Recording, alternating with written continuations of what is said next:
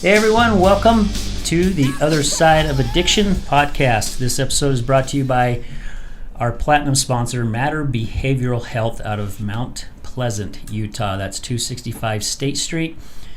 If you know someone that is looking for a really good rehabilitation center, I mean, these guys are awesome. You can reach them at 435-462-2781. Again, that's Matter Behavioral Health.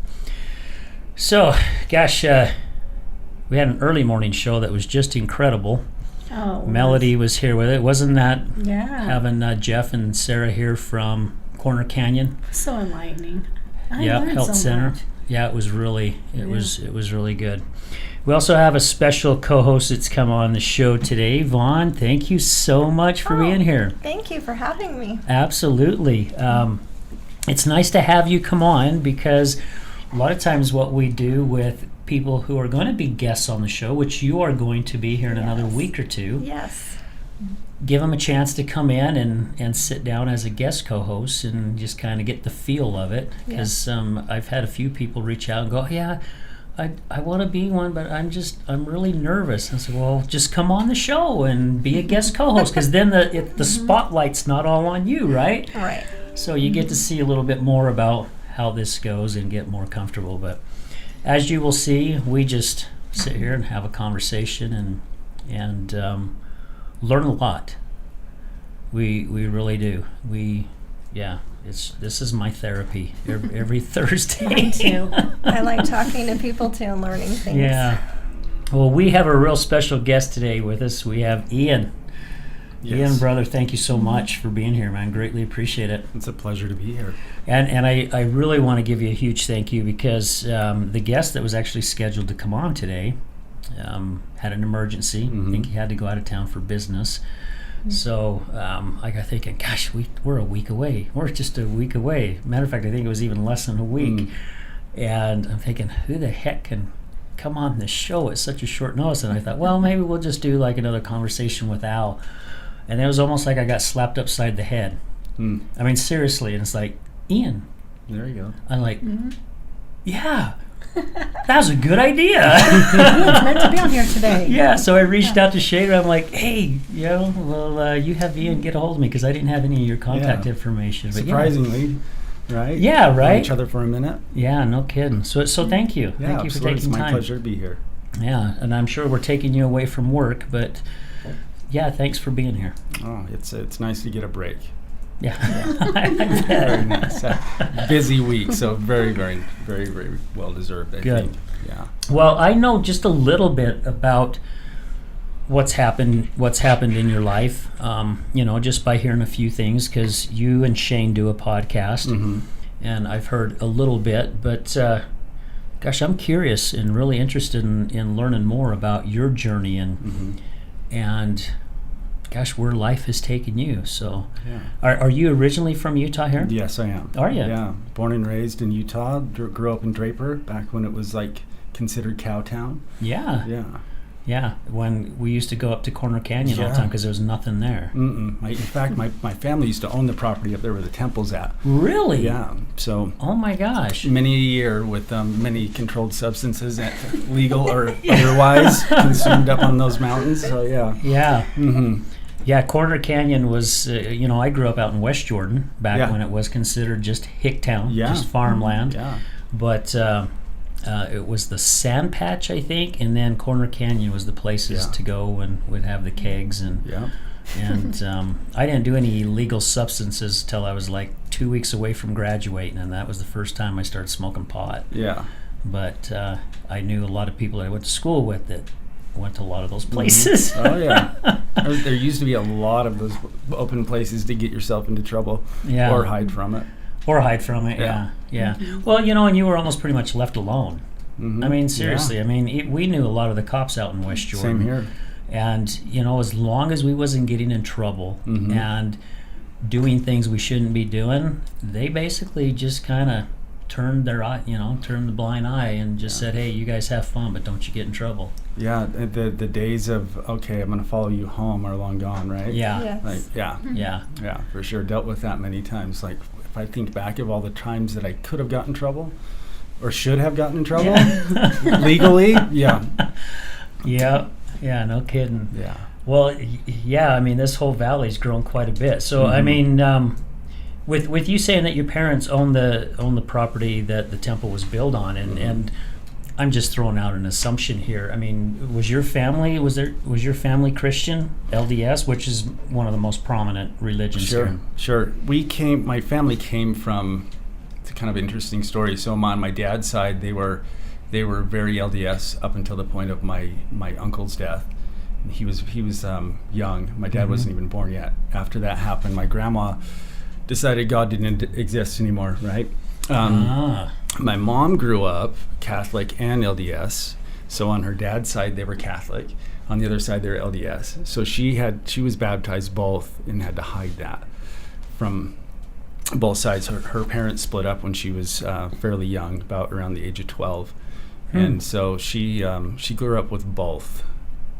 And in my family, we were not, right? In fact, when my brother died when I was young, my mom, she just kind of did her thing, and nothing was really there spiritually more, other than there's something there, find it on your own. Yeah. But I grew up. I like to say I didn't grow up as a member, but I grew up in the church because I was the only non-member, and one of the only non-members, at least of all my friends, the only one that was not a member of the church. But I grew up in a church with them, wasn't baptized. Yeah. So I had a challenging experience of the LDS church from the people from a very young age. I mean, I would be with groups of friends, and I'd literally have a parent like looking at all of us boys as we're going around, and their eyes would go up and almost down, like passing me, like I didn't exist. And that wasn't all of them, right? That was just some of my experience, that I wasn't just accepted, and because I was an outsider, anytime there was any trouble that was to occur, it was usually because it was me, right? Because I wasn't, I mean, God forbid, their kids wouldn't do anything. So the finger was pointed at you because you were seen as not like them, basically. Yeah. And for some reason, I don't know what this is, what caused this, but I never had that experience of being unworthy, like in the eyes of God, or even Jesus, or what. I just didn't feel that way from them. It hurt my feelings very much, though. I'd feel like an outsider quite often, and it wasn't up until I got baptized when I was 23 that those individuals, or those parents, and again, it wasn't all, it was just a few, but they approached me immediately and acted like we'd been best friends all the time. So I had a poor experience of the people of the church. I don't believe it's the doctrine. I definitely believe it's the people. Yeah, the people. I found that even as an older adult, when I've had divorce, that they treat you that way. And I've come to realize that it's them projecting their issues onto me. And it's their fear, right? Yes. It's their fear, what they experience, and it's Well, and it's a great lack of understanding of who God actually really truly is, and I say that because if you truly understood Him, you would understand what love is, and love is where we do not judge, we do not allow ourselves to project our fears and whatnot on other people. We will accept.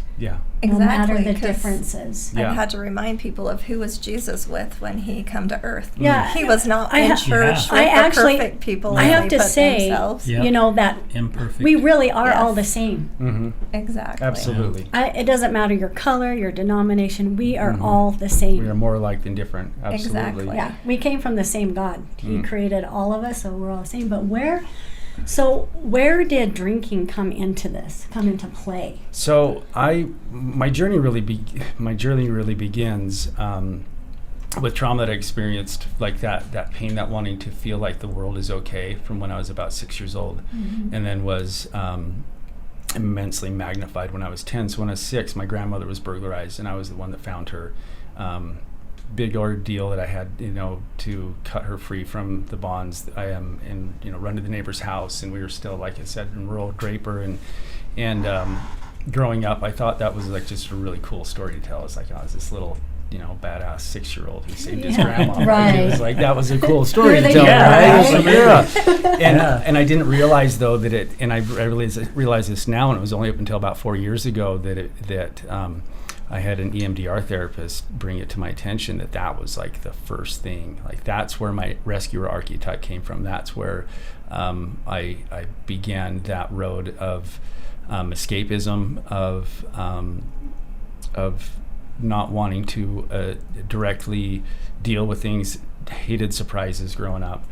And so my aversion to not knowing things, I had to have this control. And then when my brother died when I was 10, that just exacerbated it. So right? you compartmentalized and put it away and didn't deal with it. Yeah, and so I mean, you ask my mom about Christmas, like I knew every Christmas present I was getting, right? That's the funny side of it. I had to seek that out. I had to know things. I did not be surprised. And what the weird thing was the place that I found like the most solace was in the mountains. And so as I was getting older, I remember my friends and I were constantly, I mean, I hiked to Lone Peak, a peak near here in the valley. It's the third highest in this state. And I hiked up there in 6th grade, no parents. We lived in the mountains, my friends and I. But as I got older into high school and, the substances become the thing to do. And I remember at a small little gathering that we had at my parents' house. I grew up on 6 acres, so there was plenty of room to play and to hide and to, get away with stuff. And again, the stuff we got away with was just, it blows me away. Like, we got away with a lot of stuff. Turning the blind eye. Yeah, right? I mean, even on my parents' own property, it was just like, I built this sense of entitlement from that too, that I could get away with anything. But my friends and I, my friend had asked me, because he saw some wine at my parents' house and said, hey, let's why don't you grab some of those? And I grabbed about 5 or 6 bottles, and there was about 5 or 6 of us, and we each had our bottle. And I remember, oh my God. Yeah, I remember, after thinking it was gross, right? And I was just like, I don't see what the big deal is about it. Just out of curiosity, were they like the big bottles? Yeah, or they're the mini? 750 liter one. Yeah, the milliliters ones. Yeah, they're the bigger bottles. And I remember I got about a quarter of the way into it, and I was just like, wow, this is it. Like, I felt normal. I felt comfortable and secure, and I had this feeling of contentment, like with my surroundings. I didn't feel like my head was on a swivel. I felt like okay, and it was awesome. And looking back, and that was something I never wanted to admit in my life, was like, oh, my first experience was like acceptable for me to feel this, because I denied my addiction and my alcoholism for so long, right? And but I remember at the day after, we were all just hungover, just super, our heads were just pounding, just so miserable, right? And all these other guys I'm with, except for one, all these other guys are like, oh my gosh, I'm never doing that again. I'm like, oh my gosh, let's go get more. Like, oh my God. It was just like, the need, that quote unquote need to feel that sense of well-being, completely overpowered the hangover that I had, so that was my first experience of that being my solution. And did your parents never not notice that you I still don't think they know about that experience, really. I mean, I've talked about it, but I don't think they've connected the dots. Put the two together. Yeah. So did this having fun, drinking with your buddies and everything, did it act, is that you feel what stemmed into addiction? Oh, absolutely. For me, it was a big social thing. I was a pretty shy kid in elementary school, kind of coming out of my shell a little bit in junior high. In high school, it was about the social dynamic, right? Like, there was, I went to Alta High School. There was like 1,100 kids in our graduating class, a lot of kids. And you've got your different cliques, sure, that you always have. You still have them today, but I know it's a little bit looser than it used to be. We have these cliques, and a lot of the cliques had a party dynamic to it, right? And like that seeking connection with other people, and the wanting it to be okay, like, and just having fun. That was what really drove it. Because when the burglary happened, nothing, I don't know how, but for whatever reason, I put on this air of I'm okay. Like, nothing to see here, except for when I shared the experience with my teacher in show and tell. He was quite upset because I heard some things that he did to my grandma that weren't very nice, and I shared that in class. But yeah, the principal called my mom quite upset, and after she yelled for about 5 minutes, she said, "Well, that really happened." So, but kids are all traumatized, right? Yeah. And so, but when my brother died, everybody disappeared. And I couldn't imagine what it'd be like to lose a child. I don't fault my parents for the experience they had, and with the way that they reacted to that. So I want to make sure that that's not the thing that I want to make the emphasis. The emphasis here is that during a time of crisis, people tend to split. That was my experience. Yeah. And so having large groups of people or a solid group of friends, of brothers that I could hang out with, and we could, get into party together that would strengthen those bonds. And, I didn't realize this at the time. That's what I was doing, but that's exactly what I was doing, was creating relationships that I thought would last a lifetime. And so the social part of it was huge. We, over time developed like a name for our little crew, and like we were known all over. I threw a party up in Corner Canyon where 3,000 people showed up, so my name got around, and it was like mini stardom, and it was the coolest thing ever. So sounds like desert shows, right? It was wild. I didn't believe it until the police and EMTs told me that's how many people they estimated were there. But we did stuff like that, and we got away with stuff like that. In fact, it was like 15 years later that I told my parents about that party, and they're like, "No, that didn't happen." Like, that's the only party you didn't find out about? Like, come on. They didn't know. Right. It was wild. The biggest one, but that social part of it, like having those connections, and then of course right alongside, beer or weed or social were not separate. They're the same thing, Yeah, you put them together. They were the same. They go in the same compartment. So were you partying and drinking every night, or was it just on the weekends? Yeah, just mainly on the weekends. In high school, we smoked weed on every day. Alcohol was a weekend thing. And so we were, there was myself and a couple other friends from a couple other different cliques that were kind of like the party coordinator guys. So if it wasn't a party at one guy's house, it was a party at my house. And we did this thing, we made the rounds with it. People had properties back then, people had parents who traveled a lot. There was always somewhere for us to build those little homes, and they eventually became like the spots. We had some friends whose parents would go out of town during the week, and we'd end up having parties. So then those times we would drink during the day playing pool at a friend's house, and that was like, we lived for that, and there's some of us that have made it this far and or no longer or that have the same struggles that I've had with addiction. There's others who are just one day are like, "Oh, I'm done." There's quite a few that are no longer with us. But from that core group, there's only a small handful of us that have had real struggles with it, because we had, the disease of addiction. With that comes the allergy component, right? Once that chemical hits my system, I don't have any control over it any longer. I am powerless to it.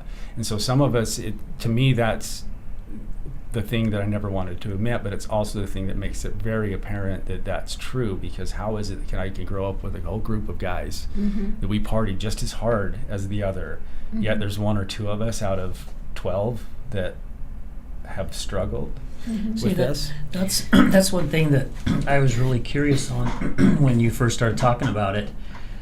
When you guys got the 750s and you went out and partied, and of course the next day, you're all waking up with that hangover, and you're the one that's like, I don't care if I have a hangover. Let's go. And others feeling that's something that I still wanting to wrap my head around a little bit more. And I know you had your trauma, and other people have their traumas, but there are also people that have had similar type of traumas that don't go into that direction. Those that have partied. I mean, I grew up with a bunch of guys. Well, there was 7 of us. Three of us. 4 of us was the big partiers, and the other 3 were good LDS church boys, and they were always our designated drivers. We can go to parties, we can get as drunk as we want or as high as we want, and it's okay, because we had someone that was sober that's going to drive us home. And what's funny is as we grew up and got out, now I went into construction, and it was parties every weekend in construction. Sure. You know, we had a keg at our place. I lived in Phoenix. We had a keg first thing we did, got off work, went to the store and grabbed a keg and went home, and we had a swimming pool and packed the place. But it's funny because the majority of us grew up. One of the guys who was the big church guy, now he's the one who we go to a restaurant and he's breaking out his frickin' bowl and loading his bowl inside the restaurant. And I'm like, no kidding? What the hell are you doing? He goes, I'm going to take a couple tokes. Not with me sitting next to you, you're not. You're right. You know, I'm like, you should have done this shit with us back when we were in high school. You're 50-something years old now. But it's still something that I still am amazed, like you said, out of all the guys you grew up with, some just was done, and others, but yet they still had that addiction. Well, I see mentality. That's with my side of things also too. And I actually was, I came to be the designated driver because I love to socialize. So for me, it was great because, I'm socializing, I'm making all these friends, and I didn't do drugs, but a lot of them did, and really heavy drugs, coke and all kinds of stuff. I was there, I was present, I watched it, I saw it. But I did not, I didn't partake in that. I did drink, but I wasn't a person that would get drunk. Not that I haven't. I have, many times. But I found myself to be the designated driver. And still even today, I do have girlfriends and guy friends that are still, into drugs and, just wasting their a life away of what they could be a lot better in their life. That's me too. And I've never done illegal drugs. I watch people, how they make fools of themselves. And I just have never I don't like getting out of control, I guess. And that's very common, right? It's the feeling of being out of control. Yeah, and I don't like that. I'm like you, I like to control things, and I think for me that's a trauma response because of what I've been through. I've noticed that I like to control things. I like to know things ahead of time. Well, I learned so much about people just watching them. Yes, and just watching my friends and how, drinking and drugs would affect them. And I'm a person too that likes to be in control, and I also too have to know everything. I have to control my environment. Oh okay. I try not to be that way, but I feel like as long as I have control of myself and my own self, then what other people do, fine. It's just giving control of myself. And the way I found best to do that was to make sure that I am always in my right mind.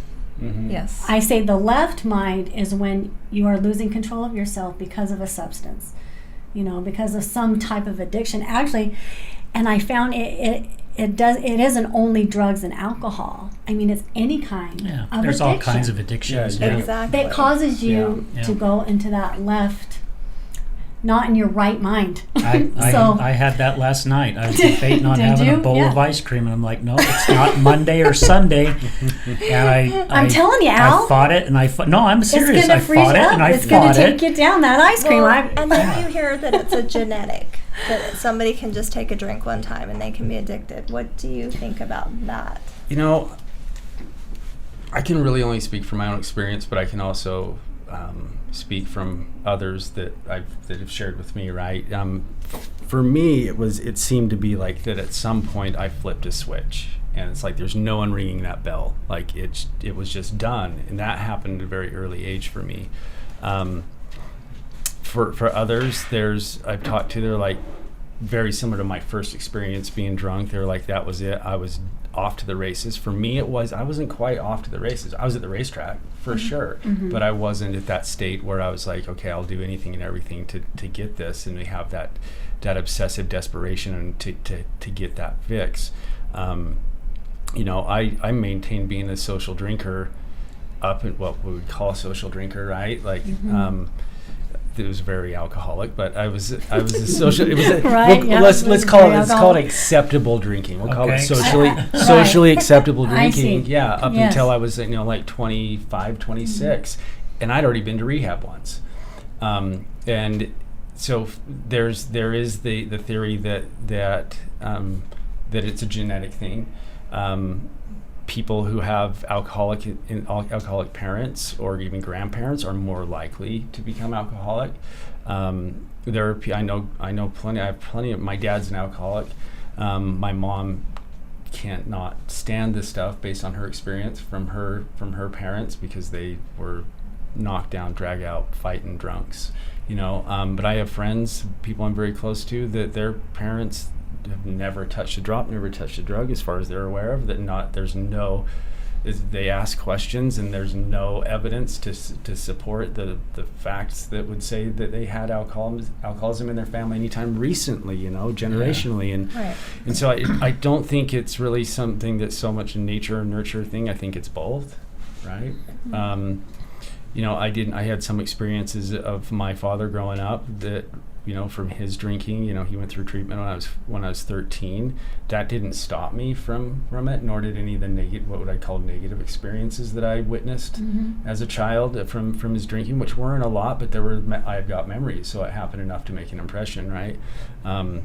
Other members of my family, I've got quite a few relatives that are in recovery as well. But I think that with anybody, like we were just talking about, anybody is susceptible to a addictive distraction of some sort, whether that's a chemical one, a sexual one, a gambling one, an eating one, whatever it may be. I mean, we're almost conditioned in our society to accept a distraction, right? We are told to believe that we're especially for men, to seek a title and to embrace that title and be that title, and that title becomes our identity. And if that's false, and if it's not feeding into our spiritual condition, then we're probably going to find some way to distract ourselves to find some peace. And for a lot of us, it's chemical. For me, it was absolutely. And I mean, it's very worldly, obviously. Drinking and because the movies have everybody having a drink or a cigarette, and women have to look a certain way. Because I got anorexic, because you have to be so skinny when it's not even a real picture. So we have our spirituality, and then we have our materialistic way of seeing things and living. When we choose to live in the materialistic, it can take us down a very dark path. It can. I call it my spiritual man and my material man. There you go. Very nice. Just like the material girl. Yeah. And same way. Yeah. Absolutely. Yeah, and Absolutely. we were talking about inheriting addictions, but we do know it's written that the sins of the father are passed down, right? Oh yeah. At the same time, we can have control of what we choose. Yes. So well, and we're just more likely to take on the sins of our past. Well, like Ian said it, I mean, you've got those that have had addiction throughout their family for a lot of years, and it just keeps feeding. You have the ones that didn't, but they still have an addiction. And I mean, I have come to see, and I'm not saying I'm seeing this the right way, but I have come to see it could happen to any one of us, because I mean, as I said earlier, we partied. I mean, I worked construction. I mean, we worked our butts off all week, and that was our getaway on the weekend, is we partied our asses off. It's your reward, right? There was hash, there was pot, there was mushrooms, there was coke, there was acid, and me, I didn't want to take anything that was where I was make-believing things. I did not want anything to do with that, because again, it was the control part. But I've gone back and looked. I could have ended up being an alcoholic addict. Easy. And easy, even though it was a weekend thing. Right, yeah, but you could have. I still could have fallen into that point, and you could have spiraled. And we've all gone through some traumas, and a lot of our guests that have come on, they've had sexual traumas, abuse trauma, they've had just, I mean, not having any parents, and things, and having a substance made them feel a heck of a lot better. Where it's a solution. Forget thing. It is the solution. It's just a Band-Aid. And all the drugs I was around, I mean, I could be so just gone today. So because it was right there. It was offered to me. Yeah, me too. I could be a coke addict. I could be a heroin addict. I mean, but I made the choice not to. Me too. Mm-hmm. And so we, kids especially, I say this too, you have a choice. Mm-hmm. You have a choice. You don't have to go down that road. Even if you're around it, you don't have to participate in the actual drugs and the alcohol.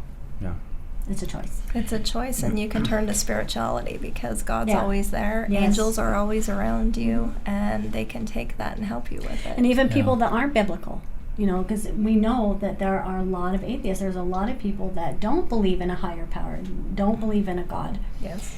And so even, you know, if you aren't looking on the spiritual side of things, still, you have a choice. You don't need to resort to something that will take you down a dark path and cause you a lot of problems in your life. And it affects every relationship.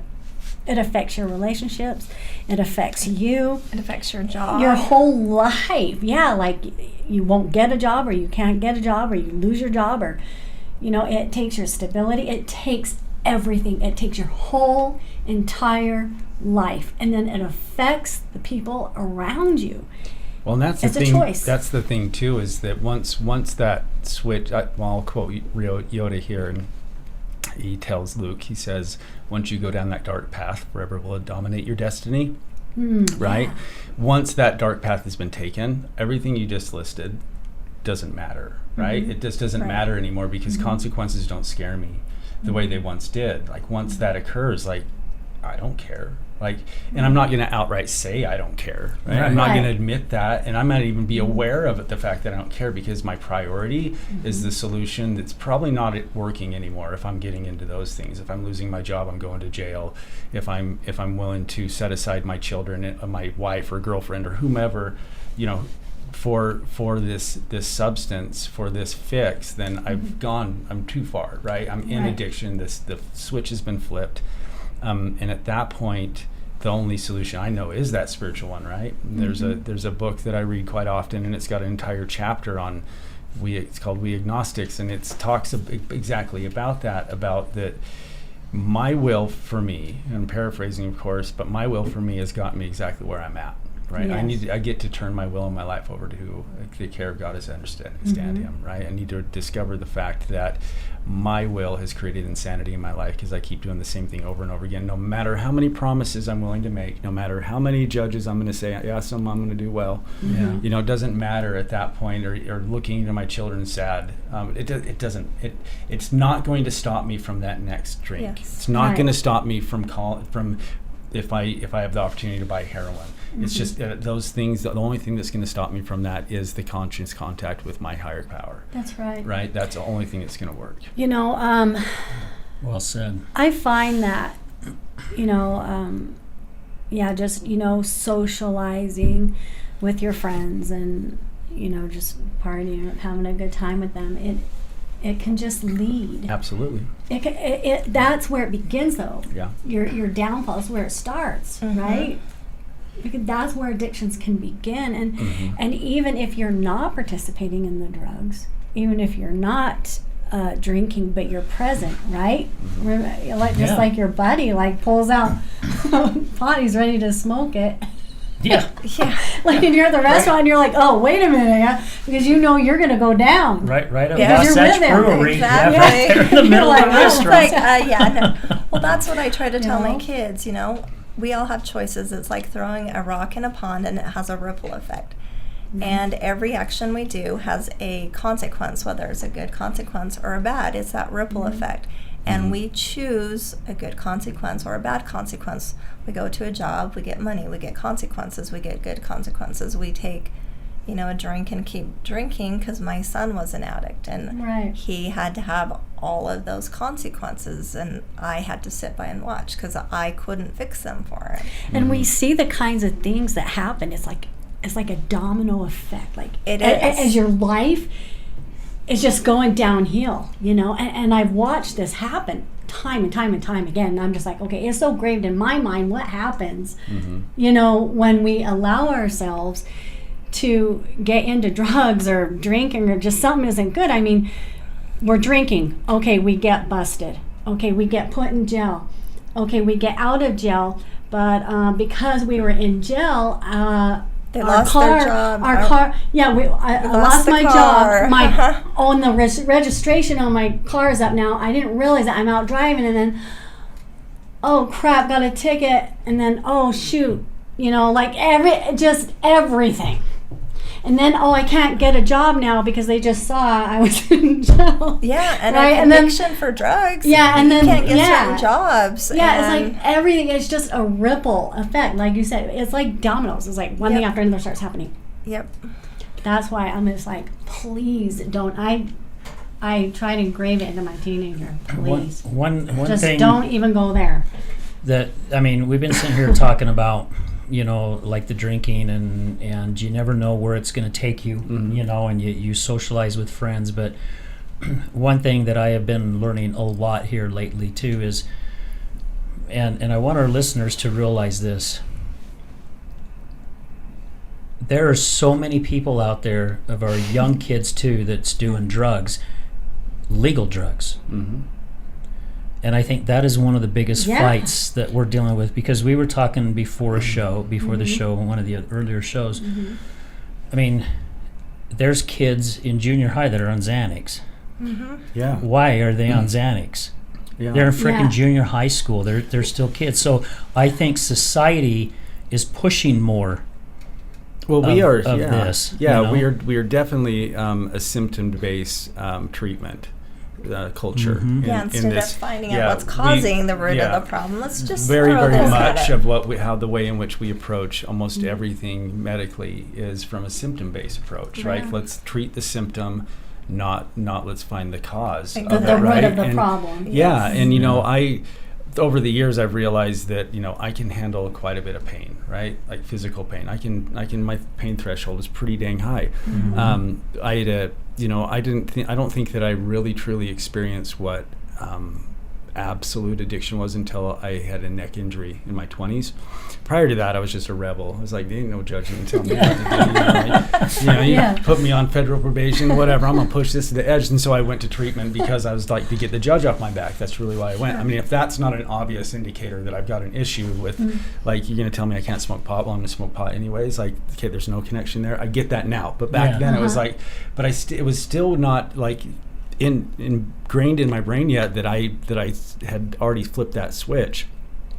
But because I hadn't experienced any like real dependency on anything yet, it wasn't until I hurt my neck, and then shortly after that, a whole bunch of chaotic life experiences going on, right, by my own making. During the moment, it was just like, screw everyone, like, this is their problem, not mine. And the whole time it's an actual personal problem, right? But still, it can appear very much that way when I'm in denial and I'm not willing to look at the way I'm showing up and what I've created. But I had, a neck injury, and I got put on pain medication, and I'm not blaming the doctor by saying this, but I literally, this was back when you could just call your doctor up and they'd send something to Walgreens or wherever, whatever pharmacy you want. And after I started experiencing some emotions that were basically reactivated trauma emotions in my life, it became immediately apparent to me that the opiates not only helped with the pain, which I really didn't need that much of, but it also assisted with numbing out the emotional, right? And so it was in a very short time, I was addicted to the painkillers, and I was getting, I got sent to a pain clinic, and it was basically like just a walk-in, ordering system. It was like, in retrospect, looking at, what we have available to us now, is almost like walking into Amazon and saying, this is what I want, give me your narcotics, And if you look at,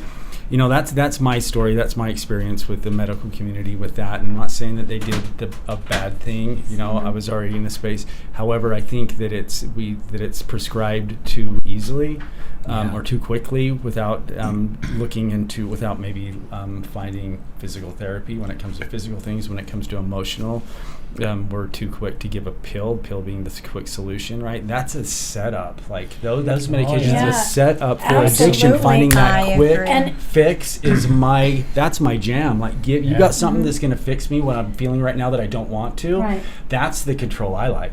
I like to control how I feel. We can't. Which is numb. Give me numb. When we have that, something to be a Band-Aid for our emotional pain. We can't heal. Yeah, no, we don't. We numb out the good and the bad and in between. You have to be able to feel it and go deep within in order to be able to heal that. And, let me tell you something else that's going on, actually, is that, these kids are like, oh, I'm depressed, even ones that aren't. Okay, they're going in, they're getting prescriptions, and then they're selling them. Yes. I sold my Ritalin in there you middle go. school. They're selling them. See? Kids are selling them. Yeah. And my son actually, took a bunch of antidepressants, and, they thought he overdosed, and I got a call. I'm on my way to work, and I get a call, from the high school, and the paramedics are there, and the cops, and and it was a whole ordeal. But this is what's going on. Yeah. Well, parents need to be awakened to this. Well, that's we want to find answers to that which we don't have, right? We want to find somebody that has it's an authority to tell us that this will be a fix for us, because we may not know, and which is good, right? I'm not speaking poorly about the medical community or the psychiatric community in any way, shape, or form. I think that the knowledge that we can gain, that we can by looking into all modalities versus just something in a bottle, a bottle of any kind, right? Looking into, because there are chemical imbalances out there which only medication can help, right? When it comes to addiction, when you go through detox and you're getting out, I know that I personally put my body through. I mean, post-acute withdrawal syndrome is real, and then but we also have imbalances that may occur just by going through puberty.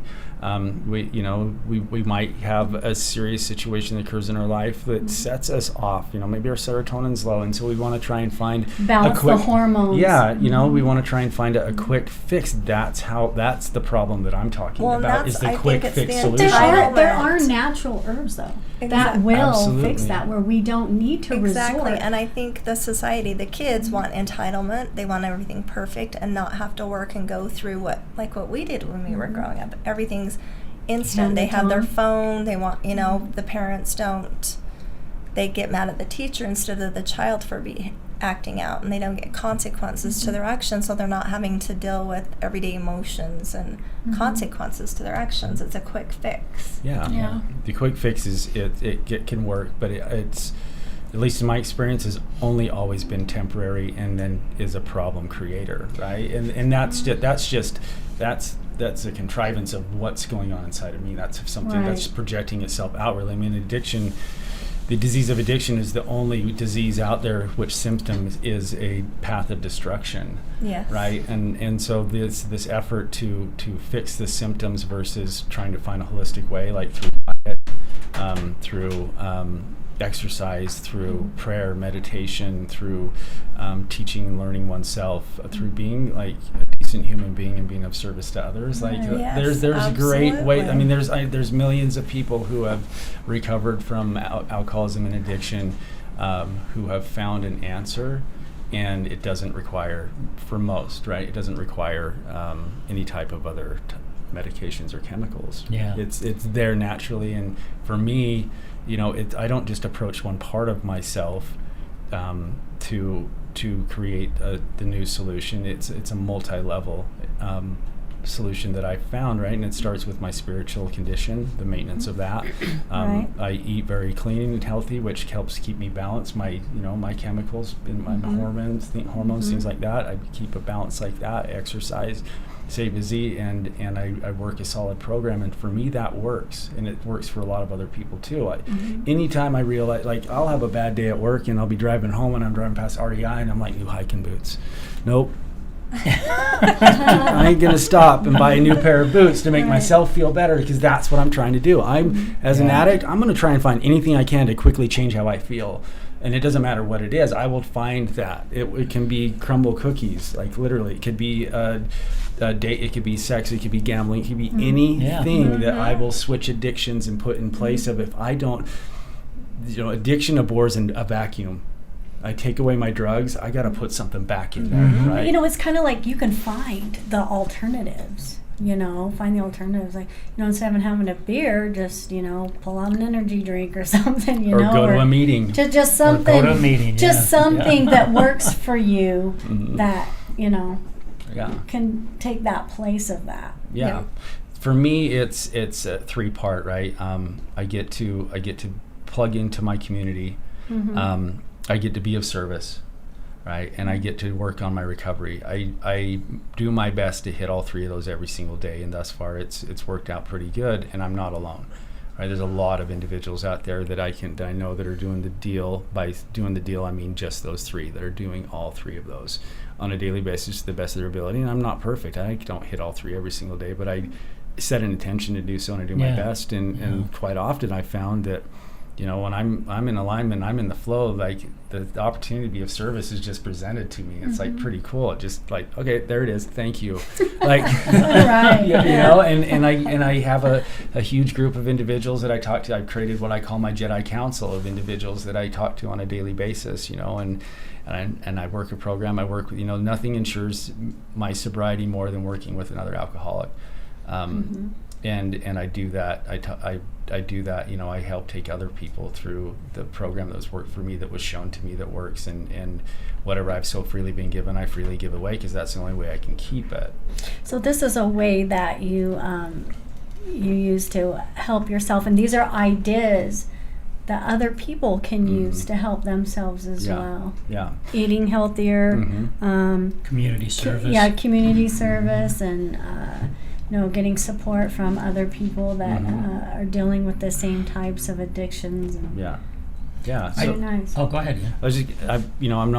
I won't promote any one 12-step group, but any 12-step group is a phenomenal place to start. If somebody's struggling with addiction, find a meeting, go in there. Just, introduce yourself as a newcomer, make yourself known, talk to somebody. I'm pretty sure I would be surprised if you stood up and introduced yourself as a newcomer and nobody talked to you. That would shock me. That's it's true. Very welcoming community, That is true. and I do my best to reach out to the new people. They're the most important in the room, because somebody did that for me, and that's a way of me giving back. And that, there you go. I just hit the service for the day. It's not like a box to check, but it helps. What's working for you is finding that balance, physical, mental, and spiritual. Absolutely. Yeah. Very nice. Yeah. I like Mind, that. body, And spirit. that's really is the way. That's what I found too. And that's what I finding found that too, balance is with the 3. helping others is healing for me too. Yeah. Because I didn't get that, and so that's my way of healing, because you don't ever want to feel like you're alone. Yeah.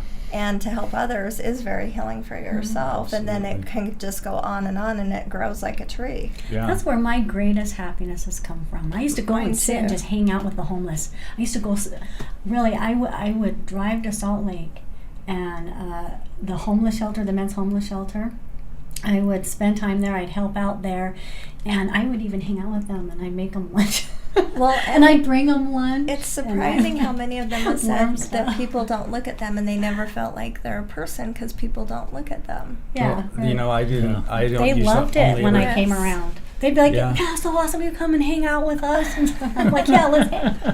So I learned a lot about their lives and like 'Cause why they were homeless. most of them and have had what's trauma gone happen. on. Yeah, what's going Yeah, on. many different reasons for people to end up there. For me, it was I didn't go to the block unless I was looking to score. Like that was my reality for a time, right? Because it's unfortunately that's a great place to find.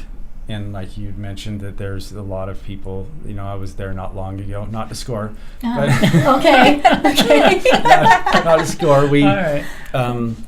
I got the opportunity to be involved with a service project with some friends who just made a whole bunch of sack lunches, and they took them down there, and they had a bunch. So I went and helped them on the Sunday, and went down there. And a lot of people suffer from mental health issues. A lot of people suffer from addiction.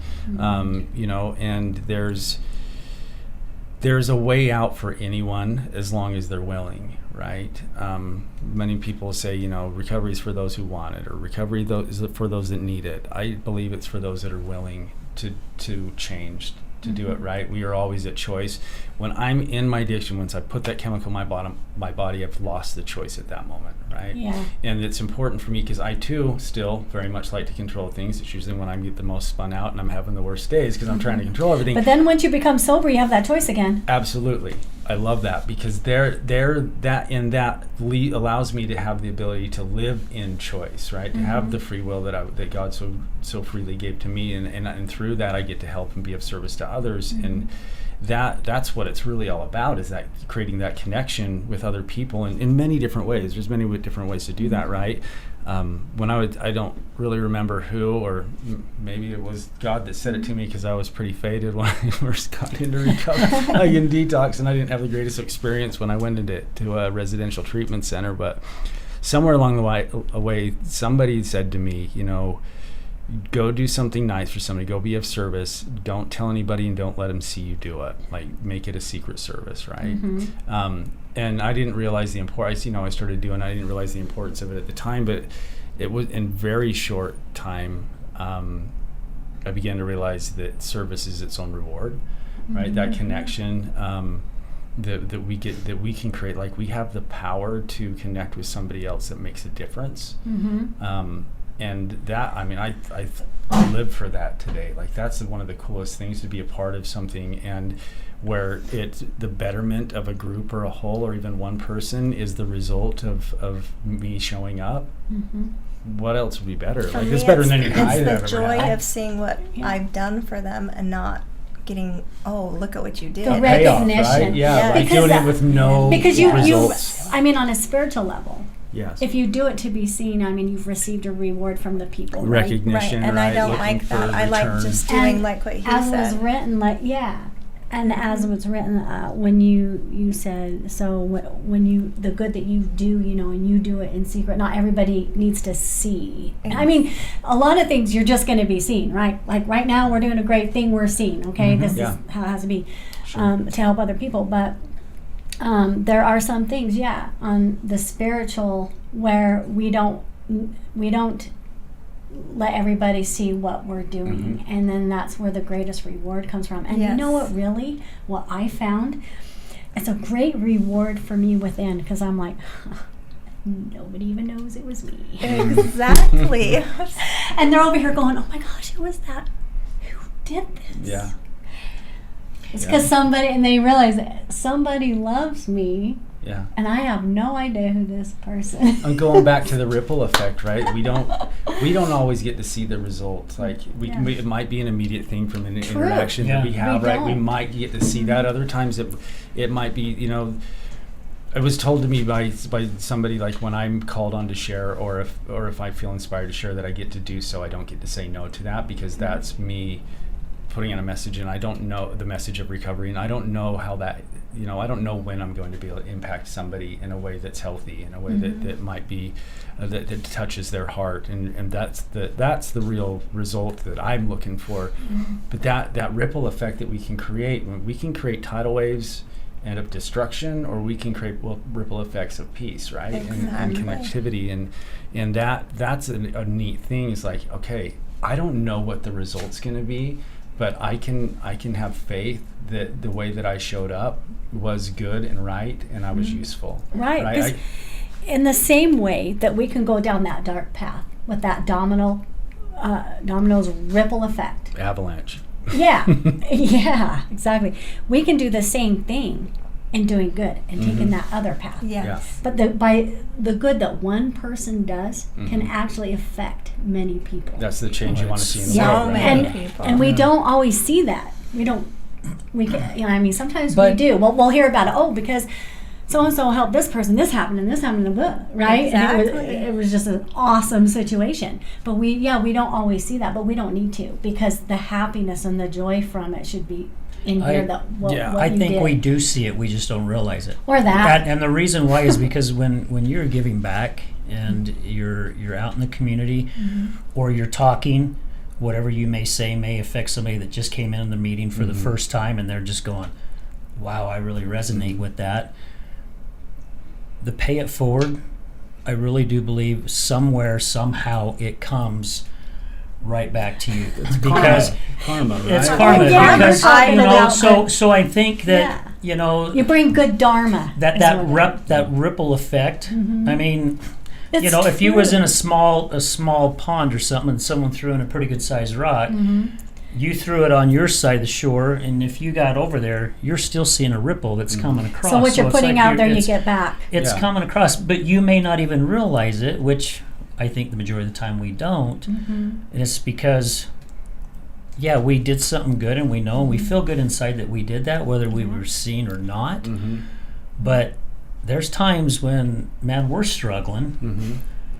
and all of a sudden it's coming right back to us. So I really do think it's that full circle. I really do. So we may not see the blessings. Because you know what, well, always, you're right. yes. So I'm really glad that you Yes. brought up that scenario, because it works in so many ways. It so many does. different ways. Working Yeah. good Mhm. works in so many ways. Yeah. Well, whenever I'm surprised by the results that I'm experiencing, I get to by either my thought or my word or my action. Usually my word or my reaction, because that's an interactive Right. opportunity. But whenever I'm surprised by those results, I get to take a look at my intent, right? Mhm. Because like in the moment, what we're talking about here is the intention and action that's taking place that is the reward, not something that's coming from somewhere else. Right. It's right here in this moment. It's which not that, you're so wonderful, Which getting ironically- that type of recognition. Yeah, which Right. are that present moment living with intention It's and knowing action, within you. ironically, is the same thing I sought with an immediate change or fix in my addiction.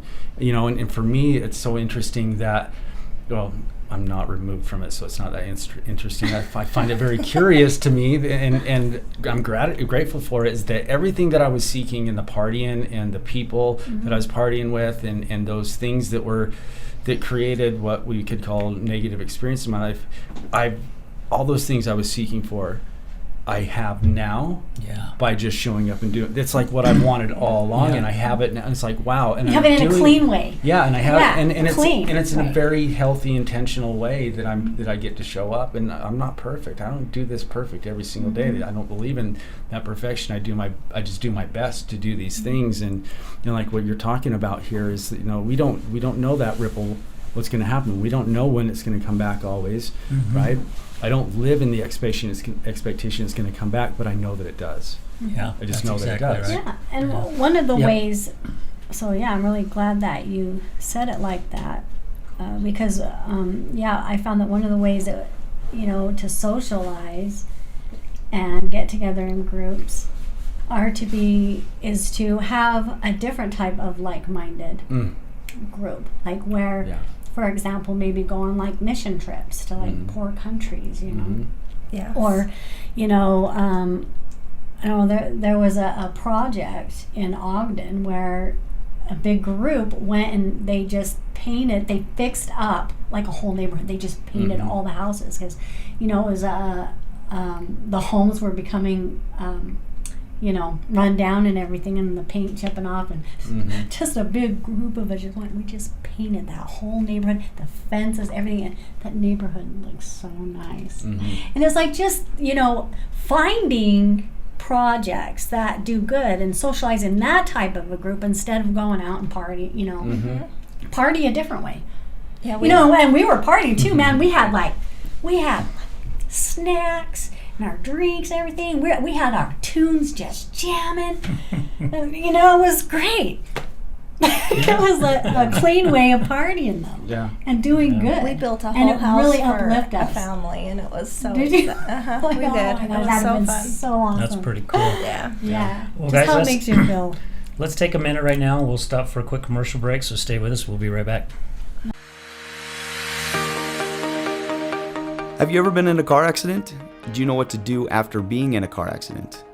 Are the insurance companies going to take care of you? Hi, I'm attorney Rick Heaton with the Law Office of Bobby Udall. I will help you through the process and answer all of these questions. I give every single client my cell phone so they can talk to me whenever they need. Let me deal with the insurance company so you can focus on getting better from your injuries. Call me at 385-330-0226. Again, my cell phone number, 385-330-0226. Don't call the insurance company first. Call attorney Rick Heaton at 385-330-0226.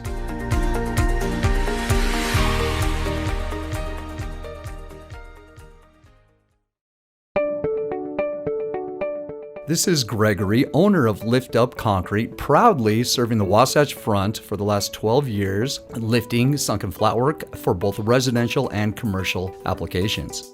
Only fully trained professionals lifting concrete at your residence with the same quality of material and method used at every commercial job we ever do.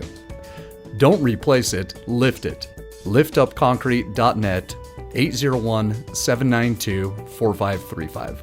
Contact us at liftupconcrete.net, or if you're looking for a complimentary quote, 801-792-4535. Again, 801-792-4535. Again, this is Gregory, Lift Up Concrete Lifting.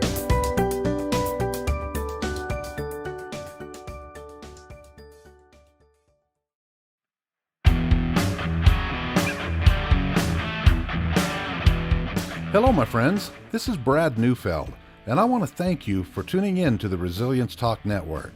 You can listen to my show, Resilience, every morning, Monday through Friday at 8 a.m. Mountain Standard Time. On my show, we will be discussing what it takes for you to overcome the day-to-day challenges that all of us face in life, as well as some of the devastating ones that may lead us to feelings of hopelessness and despair. It's my goal to provide you with the tools and skills that you need to overcome anything that is thrown your way. To find out more about my show, visit our website at www.resiliencetalk.com. That's www.resiliencetalk.com. And as always, until we meet again, go for everything that you want in life and make it happen.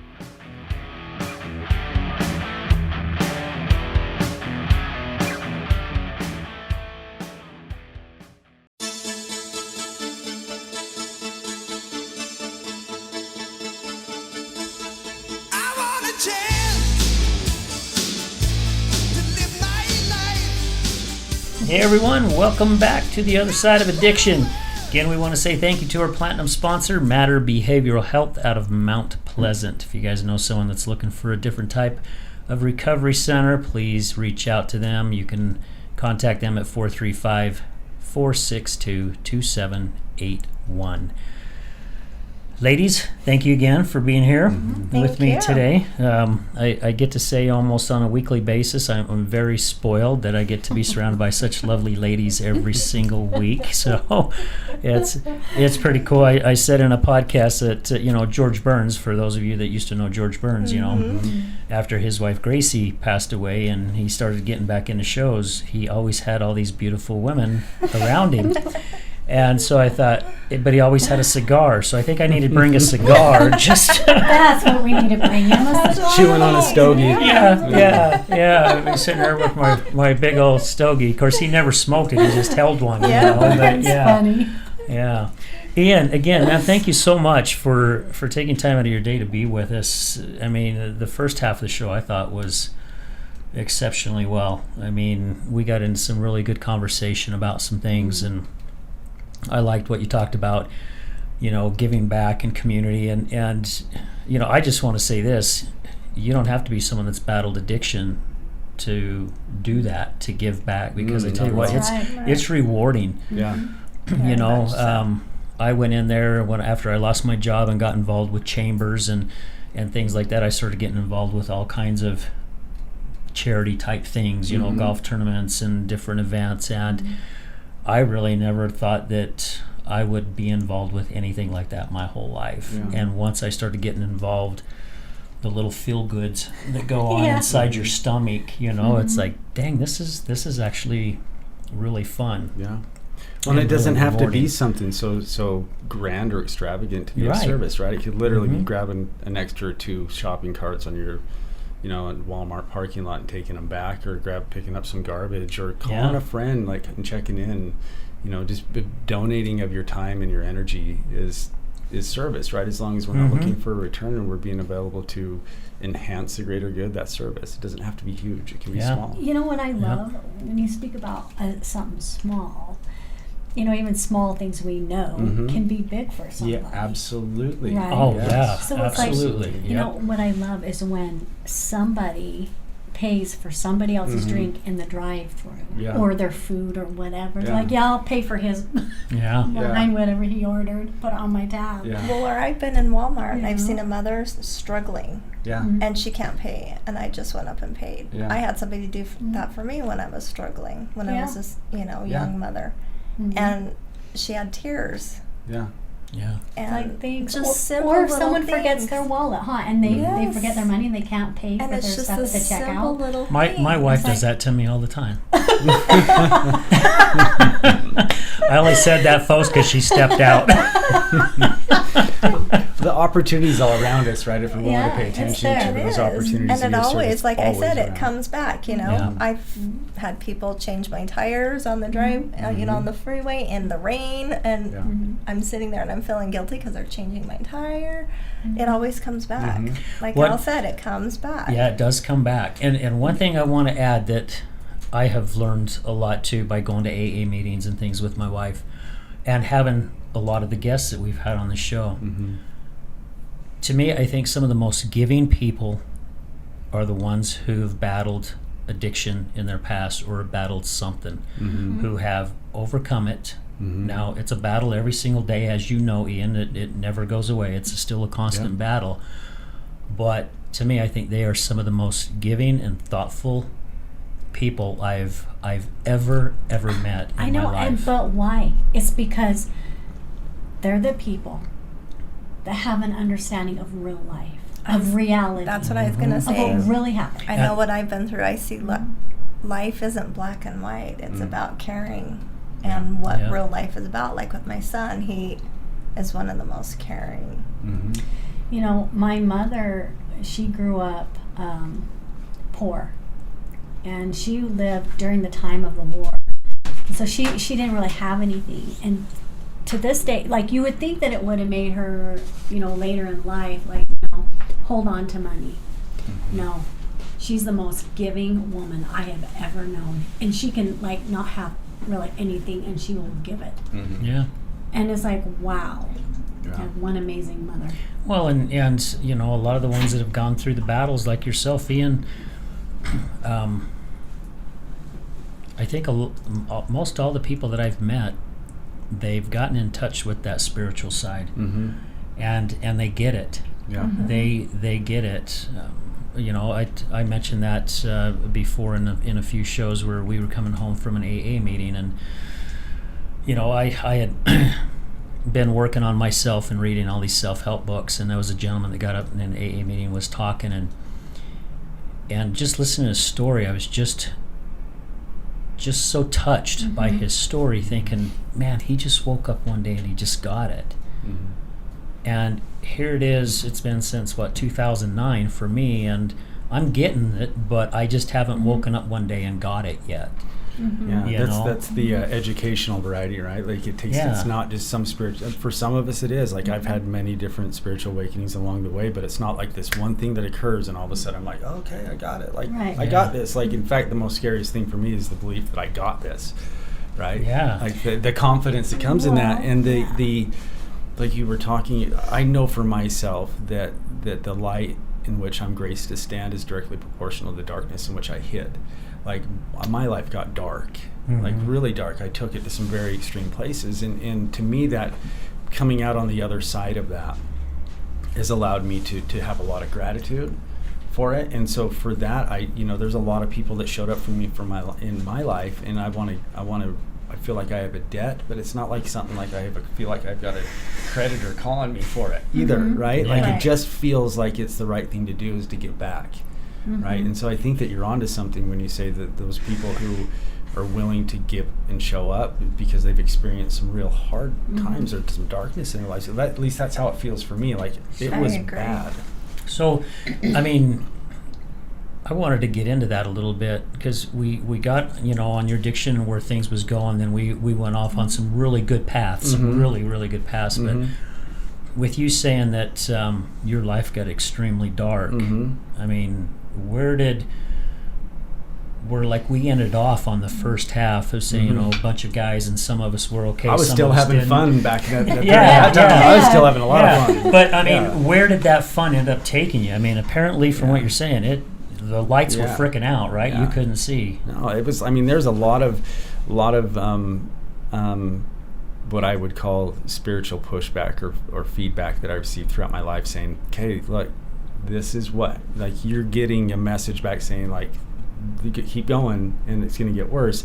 and I'm sitting there still thinking it's not worse while sitting in jail, right? Yeah. You know, or, you know, missing my youngest daughter's, you know, first birthday, or, you know, family functions because I'm either gone or in jail, or, you know, it's funny, well, not funny, but I look back on my life and I've got quite a few unbelievable things that have occurred to me, like I'm not a felon.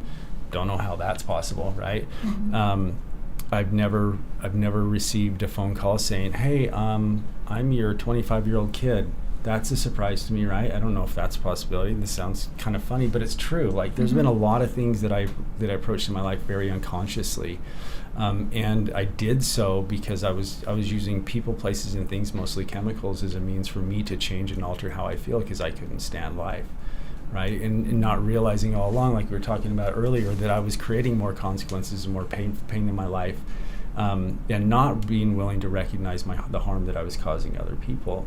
And so throughout this, you know, there's like this vicious cycle that occurs. It's like, I feel terrible. I don't want to feel terrible, so I change the way I feel. I'm willing to do anything I can to change how I feel at the expense of other people. Now I feel bad about hurting other people, and it just keep, you know, and now I'm like, I want to change that too. It just compounds, like it's a composite of pain that I'm creating.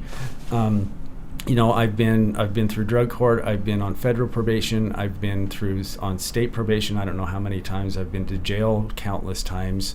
You know, I didn't do heroin until I was 37 years old, but I got addicted to painkillers when I was 25.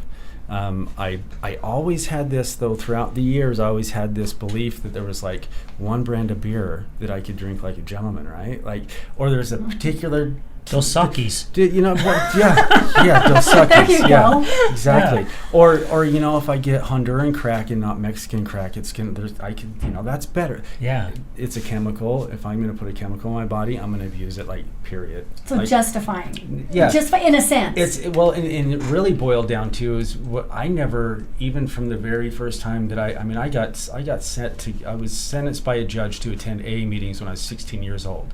Right? So my first meeting was right down the road from here, at 16 years old, sitting in a room that smelled like coffee, old dudes, and cigarettes, and I'm just like, oh, I can smoke there.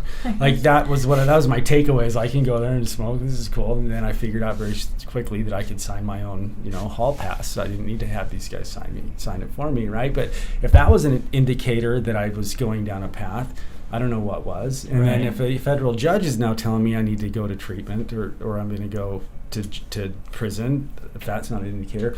If a state judge is telling me, look, you're looking at 5 to 15 unless you do this program, if that's not an indicator. If, you know, my wife telling me, you know, hey, I don't like it that you take pills, but only because of the consequences that occur, like both of us living very unconsciously.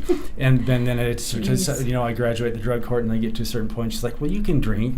And I'm, of course, all of these, like, you know, bad situations in my life, and then getting over them, you know, like, which some of them, like, drug court's an accomplishment. Like, it's a lot of work when you go through drug court. So going through something like that, to me, was just like, I did it. I get to, you know, I should be rewarded, because it doesn't matter. Bad experience, positive experience, any time's an opportunity to celebrate with a chemical. Doesn't really matter. But, you know, over time, my wife dealing with her, she suffered from anorexia and bulimia. And she didn't understand the addiction dynamic. I had some knowledge in it, but I had enough knowledge where I could talk anybody else off a ledge, but not myself. It's like inapplicable information, right? But we started drinking together, you know, and we spent like the last 2 years of our marriage just completely drunk, you know. And so if that's not an indicator, I don't know what is, right? And so I went through all these different times in my life where I've got these, I mean, all the way up until a point not long ago where we were at a family gathering, my siblings and I, and my parents, and then the spouses, you know, talking about some family business. And I had been drinking so much. I was drinking like about a half gallon a day, and I'd been drinking so much alcohol that I had gone about 16 hours without, and I just had a seizure, like right there in front of everybody. And next thing you know, like I'm being told I'm waking up and I've got a light in my face by EMTs, and there's cops outside trying to come get me, because it's not the first time they've dealt with me. Like these cops know who I am. You're well known. They're like, oh, we got to get him. He's like half incapacitated. We can get him easy now. Like, you know, and at the time I was like mad. I was angry at them, not looking at myself, right? Because I lived at the expense of the world, because it was the world's fault. And that, at least that's where I believe, you know, because like when I put my well-being in this anywhere outside of, but inside of myself, then, you know, everything else gets to take the credit for things go right, and then they get to be the fault for when they go bad. And so I lived at the expense of the world most of my life. But, you know, having a medical experience happen, though, for me was the first time I was like, whoa, okay. So were you having DTs? Is that for withdrawal? Yeah, mm-hmm. And so I was hospitalized. I was intubated for 36 hours. I had an experience that I have no recollection of. My mom says, you know, I looked in your eyes, you weren't home. Whoever was there was not you. But, you know, she tells me stories of, you know, 6 large lineman-sized guys trying to hold me down, and I'm just moving through them. And I mean, when I woke up, I'm like, I feel like I went through a car wreck. And my mom's like, yeah, you were fighting like 6 huge guys, and I have no recollection of this, like nothing whatsoever. You know, and I went through treatment at that time. That was about 4 years ago. It was a treatment center that's focused on post-traumatic stress disorder, which I was diagnosed with when I was 17. And you know, that was a time in my life where for the first time after going through there, there's a local place called Deer Hollow, and it was the first time in my life that I had I had a reprieve from my trauma, like that deep rooted that stuff that is like the re-triggering type when it comes to my brother's death, right? Like something major happens, or even something small happens, and I have that immediate like response. That PTSD, like where it just all comes back. Yeah, and it's not even like, for me, it wasn't even really about like I'm re-experiencing my brother's death, or I'm re-experiencing this other stuff. That it's not like that. It's the emotional, the trigger, the emotive thought. The emotive thought starts. And it's all about containing whatever. For me, it's all about containing this situation. If I'm feeling spun out emotionally, I know my solution, right? Mm-hmm. And so after that experience, you know, I got involved with 12-step. I got involved with service. I got really heavily. I got involved with community really heavily. The recovery part of it, kind of, not so much. I kept bouncing around to different sponsors, and because I really didn't want to do the work, or I had reservations about doing it thoroughly. Like, that's a huge pitfall for me. And I know I'm not alone in that. It's very common for us to not want to really face that which we only have the power to heal, but we're like, again, we want something outside of us to change it. So I'm just going to avoid that for a minute. And because of that, when that pink cloud burst, I had nowhere to land. I didn't have any recovery underneath me, so I didn't have anywhere to land. And I mean, it was within, you know, my brother was paralyzed in December 2018, and it was like weeks later I was drunk. You know, and that night I didn't intend on getting drunk. I just decided, you know, a nightcap would be great because then I can sleep, right? So, like, I mean, that made sense. Like, it's like, oh, I'm having a hard time. It has nothing to do with, like, you know, anything else going on in my life. This is just like, this is okay. Like, that's the addictive thinking. That's the obsessive nature of this, right? And I mean, it was that very next day, by 10 a.m. the next day, I was off buying heroin. I mean, I didn't do heroin until I was 37, you know, like that, you know, that right there, you think, okay, well, if you've never done it, then you wouldn't have a problem with it, or there's all these different beliefs about it. It's a chemical. I don't believe that there's harder drugs or lesser drugs. There's all chemical to me. I chose one, it landed in another. One happens to be legal, other one's illegal, whatever. It's all the same. For me, it's all the same. It doesn't matter. There's no greater level of it. Anyway, you okay, that's interesting, right? To see how your mind works. I've recognized because of that awareness, and I have that now. I didn't have that then, but because of that awareness, I recognize, you know, in my relapse cycle, you know, going through the psychological and the emotional, before the physical relapse, I realized that, you know, the idea of taking 5 or 6 Benadryl to fall asleep is my relapse. It wasn't the beer that I drank like a month later after I started going through that cycle, from my unwillingness to accept my conditions or have a relationship with my higher power or do the work that's required for me to stay sober, that recovery work that emboldens my sobriety or allows me to keep it.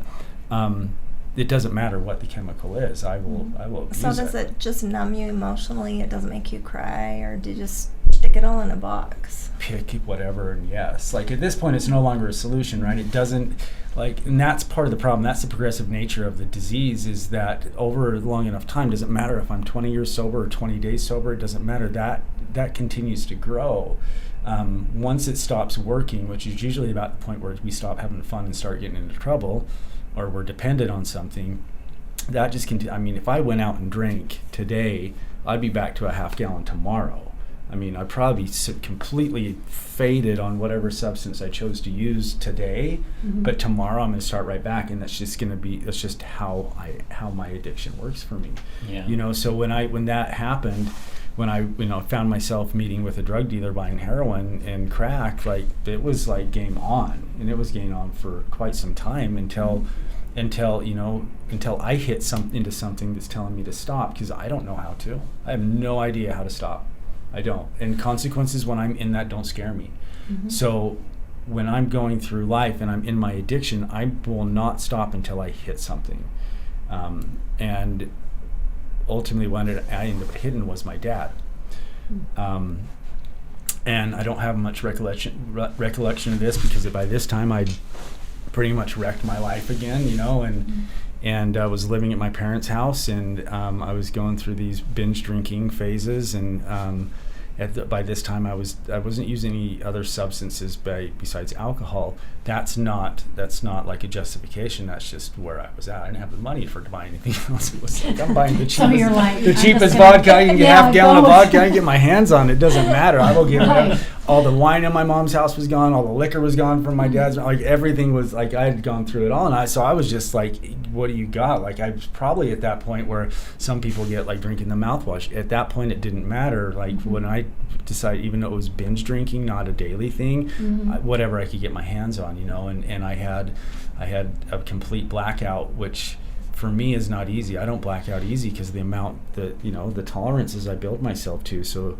you know, when I punched my dad, my parents they're like, you're out, like, done. And I spent, you know, I had a really good friend, Shane. He showed up in my life. I made it to dry out in his basement. Really unorthodox detox there. It was quite dangerous, actually. It was quite very dangerous. I've never been to a detox where it's like, okay, I'm going to drink like a 12-pack of beer instead of taking Ativan or whatever they wanted, you know. But, you know, it worked for a little bit. It's when COVID hit, and, you know, I can use COVID as an excuse not to get sober. I know a lot of people who did. It is, for me, it's more challenging to do a Zoom meeting to maintain that connection via Zoom than it is in person, right? I prefer it, but it is possible. It really depends on my willingness. And at the time, I wasn't willing to get sober. I wasn't willing to stay sober. I was back buying heroin. My illogical thinking, my irrational thinking is like, I can do heroin and then I won't drink, because one was worse than the other for me at this time, right? Like, heroin was like, in any normal person's brain, you're like, heroin's better than a beer? Yeah. For sure. Like, that makes sense, right? How could that not make sense, right? It's better than a half gallon because you don't like me on a half gallon of vodka. You probably might not know if I just, you know, smoked 2 balloons of heroin. I don't know. Like, that's my thinking, though. Yeah. And that thinking doesn't make sense. Can I point something out about your thinking, though? Yeah. That I've really noticed. Sure. Is that you are a person that's very in touch with you. Well, thank you. You do know yourself. And I'm hearing through the school of hard knocks. Yes. yes, you do. But you really do know yourself. Why you like behind it all. Okay, you know yourself behind it all. And I think you know what I'm talking about when I say that. Yeah. Absolutely. So but because of that, okay, that's what will help you to heal as an individual, as you as a person. Yes, if I stay sober. And that's the thing, is like, because otherwise you're in your left mind. Yeah, and no amount of self-knowledge is going to keep me sober either, right? But it's useful. It's come in very handy. I'm a very analytical person, so I've learned like there's a line. I'm like, okay, I'm just not going by choice, not going to cross that line, because I will just get way too far out. But like that, there are things that I want to know. I do like to see the wheels what gears are turning. I do like to understand that, but that is not a requirement to maintain sobriety, right? It's a really simple program. I tend to complicate it, but that knowledge that I've received is by going through the steps, by doing the work, by being of service to other people and taking them, like when I take a sponsee through the steps, I get the opportunity to work them again, to be of service, right? And I continue to do that work to the best of my ability. Yeah, doing good for others is absolutely so healing. We're all mirrors for each other. We are. We are. You just have, but just not every person that I come across every day. I'm really good with seeing people, and it's a gift that I have. And it just isn't every day that I come across someone that really is in touch with their inner self. Like that really sees themselves the way that you see yourself. Yeah. Thank you. And that really is, that's a gift you have. Thank you. It really is. So that is part of your healing process. Giving but we know we have to do that inner self work also. And so that's one up for you, really. That's for me, that's come because I've always believed that I started therapy when I was like 13 years old, right? Like I've known the lingo, I can speak the speak, I can I can talk the talk. Like I mentioned earlier, I could talk anybody off of a ledge except for myself. I'm very in tune and connecting with other people, right? I'm very empathic, and that's been great, right? That's been an awesome thing. In fact, I've used that empathic ability to manipulate people. It is a great manipulative tactic. I know. Absolutely. And it is. It was only through taking an honest and thorough look at my dark side that I was able to gain that true connection, by looking at my character defects, by looking at my shortcomings and asking God to take them from me, by being honest with myself. Because if I'm in denial and I'm resisting my darkness, it's going to return. It's not if, it's when. And it's probably today. Yeah. It's like, you can talk anyone off the ledge. And you say, but you can't talk yourself off the ledge. But the thing is you have already stepped off that ledge. You don't even need to talk yourself out of it. And that's what I see with you. You don't even need you don't need to talk yourself out of it, Ian. No, there's certain promises that have been fulfilled, right? You already I'm not there you're anymore. already there. It's just now you just keep forward off that ledge. You're already there. Yeah, I'll stick to meadows. Yeah, stick to meadows. Yeah, stick to the meadows, Ian. Go pick flowers. Wildflowers. Hang out in that wild meadow. The poppy field. All right? Go there and stay there. That picture just flashed right through my mind. The sound of music. The sound of music. Like the sound of music, Yeah, I got to erase that one. Go ahead, Yvonne. So what would don't you be wearing tell a to dress in the someone middle, that was starting where you started? What would you say to them to help them to not go down the path that you have gone down? We're talking about like at a young age? Yes. Well, the thing that I think that we're going to kind of be returning back to some of the things that we've already talked about when it comes to the way that we approach solutions as a society. There's no quick fix, right? Almost every single one of us have some sort of trauma. Some of us it's big enough or dark enough where it becomes post-traumatic stress, right? I mean, like not everybody has that, but we all have pain, we all have suffering. It's part of the human condition. We have attachments to the impermanence, and that causes more. We all have these things. The thing that I would tell any child who's considering or who would be going seeking the awareness that anytime I'm seeking something from outside of myself to change how I feel, it has like a 99% chance of forming addiction. So keep talking. Find somebody you can talk to. If you can't talk to your parents, go speak to somebody else. Find a friend. Make sure that friend doesn't use drugs, right? there's somebody that we can find. You can find resources on the internet. We all have amazing computing systems in our pockets every single day.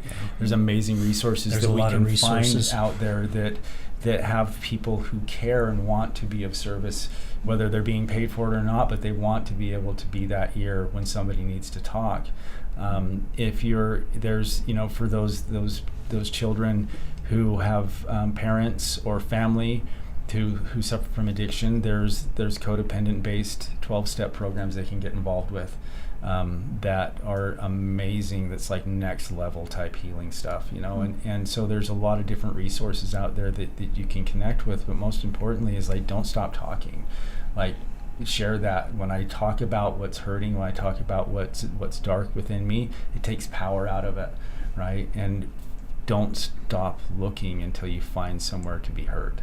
And so they think they're fooling themselves that, I'm just partying for the weekend, that they're not going to head down that. There's a potential there. We don't know. Like, the question was posed at the very beginning of the show, like, why is it that is it genetic? Is it that? Don't know. But the potential for anybody to choose a distraction that's large enough to become an obsession is addiction.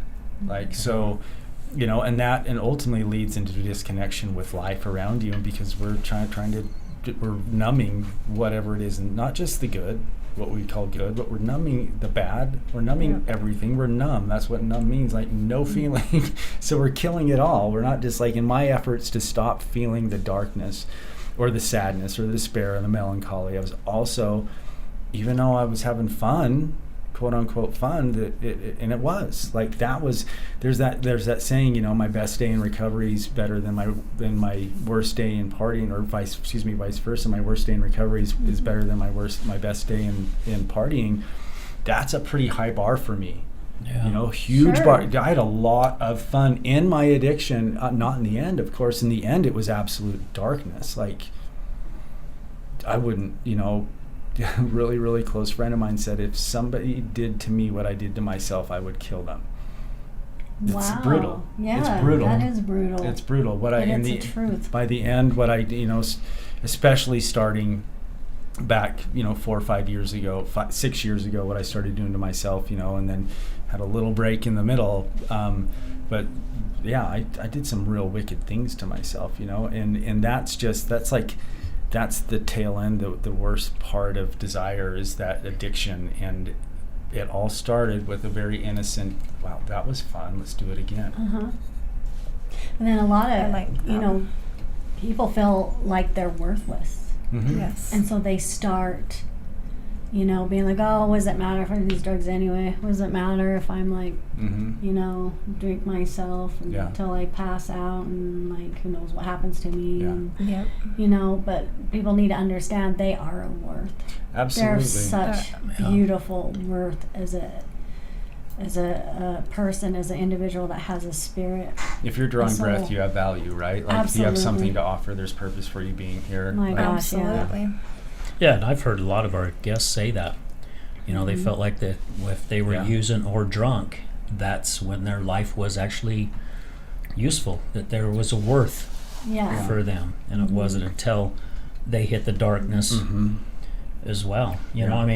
I've heard people say, they started drinking at a young age, they were having a blast, hanging out with friends, having a good time, then something in their life changed, and they went back to that, not to basically have the good time, but to go, okay, I feel sorry for myself, and then next thing you know, it grabs a hold of them. Well, that's the thing too, is like, there's not even like really this dialogue that's going on in our heads about this stuff, right? It's not like, okay, I feel worthless, like I'm gonna drink something. It's not. It's that general feeling, like that emotive thought starts coming in, and then we do have those like, life's terrible, I don't have this, or I don't have that, or I'm not doing this, I can't provide that, I have no value, whatever it is. It's not even so much a dialogue that's occurring as it is general sense of dis-ease, and so we're looking for a quick way to fix or to change that, and I would be lying if I was saying the fastest way to change that is not a chemical, because it absolutely is, but eventually at some point that that solution will stop working. It did for me, and I know I'm not alone with that. Yep. And I also know this too, that anything that alters my mind, whether I was an addict or alcoholic or not, anything that we put in our body that alters our mind is, if my goal is to be connected spiritually, it's immediate disconnect. It unplugs me. Mm-hmm. Even if I'm still feeling connected, that's great. I am, but it's a disconnection. And that's what you're looking for. Yes. Is that disconnect. Yes. And so you're not only disconnecting the stuff I don't want to deal with, I'm disconnecting the ability to have a compartment to hold the good things that I do want, right? Mm-hmm. But it's the spiritual disconnection. I can't maintain my spiritual condition if I'm disconnected or if I'm numb. Right. You can't I just connect. can't. No, I can't. So it doesn't matter how little or how much. It's the same. I'm unplugged spiritually by using a substance, no matter how little, or if I'm an addict or alcoholic or not. It is a disconnect to a certain degree. I mean, you're connected to the darker side of things. Absolutely. And it may not feel like that at the moment. But not the lighter side. Yeah, and it might not feel like that in the moment. It might not feel, it's like, and I'm not trying to talk down people that are capable of having a beer or two, or capable of smoking a joint or taking a bong. Yeah, I have not met anybody who can smoke crack like a gentleman yet. But Right. I'm not speaking poorly of that. I'm just saying from those substances, they alter the brain in a way that doesn't allow me to be present. And that's what we're looking for, right? Looking to unplug. We're looking to relax, decompress, do those things. They're not authentic unless I can do those on my own. Right. I found that, me personally, my personal opinion I'm going to throw out here, okay? I don't feel like it's necessarily wrong to have a drink. Mm-hmm. It's what state you allow yourself to get in when you Sure. Absolutely. Like myself personally, I enjoy a nice glass of wine every now and then, Sure. And especially if you're a spiritual person, you like to give communion, to Christ, and so you like to have your wine and your bread, right? Mm-hmm. But it's knowing how to use it. Sure. How are you going to use this? What's the intention behind it? Yeah, what's the intention behind it? I mean, if we're not using it to, have an excess. Mm-hmm. That's a good point. Yeah. See, and I got to the point where I lost all choice. My intention's very clear. It's like it's not. There's no middle ground for me. There's either darkness or abstinence in light. Right, but that's because you'll take it to an extreme. But like once you have an addiction, though, you really shouldn't touch it ever again, if possible. Because because it can just suck you right back in. Is that what you find? Absolutely. There is no. Don't touch it. No, there's no. Middle ground. It is, for me, it is a program of abstinence. Right? I don't get to going back to the Benadryl thing. Right? It doesn't matter if it alters my brain. As soon as that happens, when I take that mind-altering substance, my body just says more. It puts me in a constant state of want that is insatiable, that will never be stoppered or filled. It will keep going. At that point, I've lost choice. I don't have the choice anymore until something stops me. Mm-hmm. Typically, it's very rare for and it happens. People are just like, okay, dude, I'm done. Dude, I'm done. I'm over this. I don't want any more of this. I want to change. And I hear about this all the time, and I know it's true. In my situation, no, not at all. I have to hit that unstoppable force has to hit something immovable in order for me to stop. Right, and I mean. There's a lot of people like that, though. The majority of addicts and alcoholics are like that. Yeah. I don't know how many. Again, back to those impossible things. Why I don't have a DUI. That was one of them. I have not had a DUI. I'm not a felon. Which is amazing. If I had a DUI for every time I drove intoxicated, it would be in the thousands, and that's not an exaggeration either. If you consider, you take 3 years intoxicated driving every day, that's over 1,000. I've had, I've been in and out of the recovery for the past 23 years. So there's a lot of, and most of that time, my breaks in between of use were brief stints of recovery or jail. You're right? rare. Other than that, you're rare because right now your license could just be revoked right now. Sure, absolutely. You're just a rare case. Yeah, and so that's one of those things that I believe is actually absolutely impossible, and still.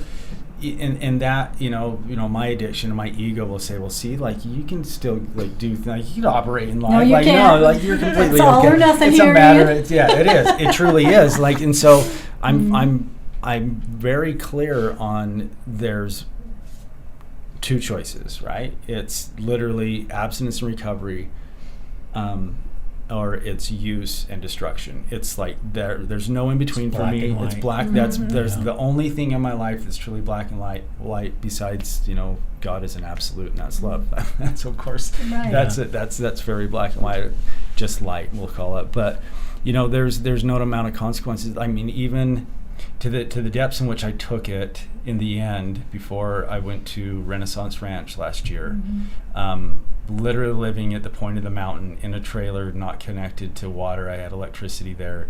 I was probably the southernmost resident of the Salt Lake Valley.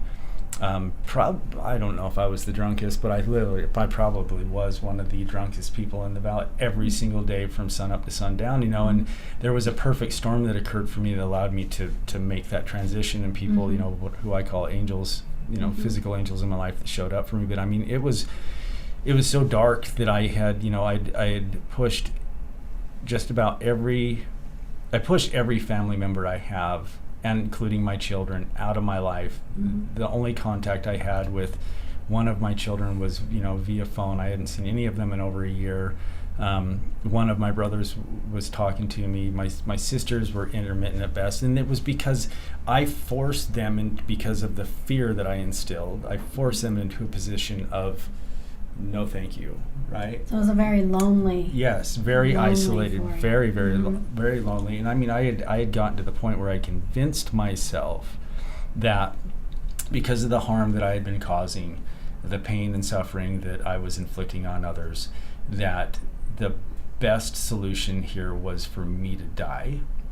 And because that would be like the one last thing, and then there'd be nothing more. They'd probably be relieved. It was like I had gotten, and it took, after that perfect storm occurred where I was like literally burning through whatever money I had left, nobody wanted to be around me. Sitting there in complete isolation, I'd gone through a couple-month period of convincing myself of that. For me, it was a truth at the time, right? It was a truth that if I took my life, that it would be at the betterment of the world. And I got to that point. That's that feeling, that worthless feeling. Yeah. That like feeling like, In what's the the point? Why am I here? In fact, What's it the was point? beyond that. It was beyond a feeling of worthless. It was a feeling that my death would be better for everyone else. That's like the it's dark beyond. side creeping It wasn't creeping. It was there. I was living it. Yeah, but I know what you mean. And it happened slowly, right? And that darkness that I was there. I mean, it took me up to the point where I had my sidearm. I put it to my head and I pulled the trigger. Okay. And that was extreme, right? When that occurred for me, and I can't explain what happened that caused that that firearm not to work. I mean, I know what it is, right? I do too. Physically, I can't explain it. I can't like, that gun should have fired, right? But I had a realization in that moment that would have been the worst possible thing is in terms of harming others that I could have ever done in my entire life. Much worse than anything I'd done up to that point. Wow. And I had, that was what alcoholics call a moment of clarity. I had that moment of clarity. I have a memory of texting some friends, and two different people. Apparently I didn't, because I went back through my phone after a couple months later and I didn't have any of that. So this was like there was an orchestration of people coming together to make to make things happen that I couldn't possibly have orchestrated. Two very important people in my life working in concert to get me from one hospital to another hospital, not working together to cause me to arrive at a facility that would give me a long enough reprieve So it's just the sequence of events. Yeah. Like just this event and then that event, and to help you. Now really it's now you just allowing yourself to be in complete control of yourself. So, and we know like that it begins with the thoughts, because out of the abundance of the heart the mouth speaks, but your thoughts are connected to your heart. So so it's thought comes first, and then we do the action, right? So now it's, okay, this thought of me doing this drug right now or drinking has just come into my mind, so now I am going to literally throw it out. Because So, I want to have complete control of my mind, my body, my spirit, my soul, right? I want complete control.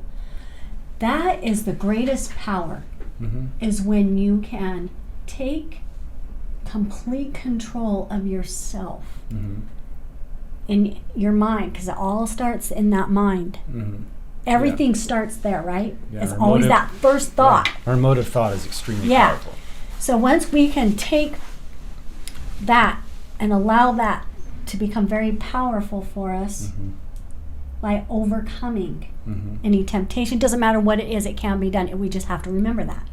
Well, for me, it's become abundantly clear because of the darkness that I continue to go back into, and the experiences I've, facts are facts, water's wet, right? And no amount of awareness of anything, awareness is going to give me the change that is required, right? Awareness is simply a light that shows me where the work begins. Yes. Right? And so when I was given that awareness that night, sitting in that remote trailer of that occurring, that me taking my own life would have been worse, far greater harm than any harm that I'd done thus far. And looking at my life from an outwards perspective, let alone how I was looking at it, which was really dark, Right.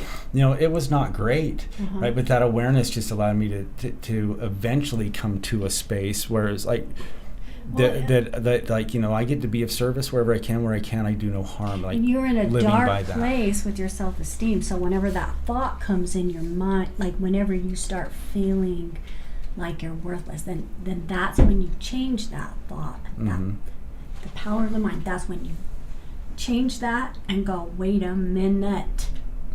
I can't drink because I'm of great worth. I can't do drugs because I'm of great worth, because every time I help somebody else, I feel so good. And see, and that And works. that's power. It is, and you're not wrong at all. And it doesn't work. It's like you have to manipulate that. That logic. that logic that makes absolutely sense. Yeah. For the normal person, works. It can work. For an alcoholic and drug addict, it doesn't so well. Like that, because if I just am trying to hold on to the darkness in which I came from, that won't ever keep me sober. It's continued work on a daily. I have a daily practice that I wake up to. I tell a joke, like I've got 30 minutes every morning when I wake up to prevent that guy who's been doing one-arm push-ups in the closet all night from running the day. Yeah. So I wake That up in the morning, makes sense. I pray, I meditate, I do some reading, and then I do my best to have my prayer, my daily actions reflect my prayers, and whatever's become aware to me and the peace in which that I find in my meditation carry throughout the day. In the morning, I get to start all over again, right? It doesn't feel like work. And so like that, the awareness that I had while sitting up there was great awareness, and it stuck with me to this day only because it pointed me to where the work begins. And I've continued to do that work every single day since that day. And for me, Okay. because I'm an empath, I'm feeling what you went through. It's similar to what my son went through. You were shown by God that it was a miracle that you were needed here to help others, that your life was valuable enough to not take. Yeah. And it wasn't your time. Yeah. And he showed you that your path was not to die, because my son had almost a similar episode where he was shown he could continue down the path of darkness and die, or he could take the path of light and live. Yeah. And he had a similar episode like that. Yeah. And that's what made him change and decide not to do drugs. Yeah. And it was a path of enlightenment almost. For sure. And that's what yours was. And For it sure. made you decide, I'm not going there anymore. Because the gun should have gone off. The gun should have killed you. Oh, absolutely. Yeah. Yeah. And it's- that it's was your letting- moment of clarity. And it's Yeah. letting For all you. the good that you can do or that you do to be your high. And Yes. let that be Yeah. your chemical, Yeah, right? absolutely. Let that be your chemical. Oh, I still high. look for dopamine kicks for sure. Well, It's Yeah, just you're not just with a finding chemical. it It's in an a art of great way. natural It's way. part of you. Yeah. Yeah.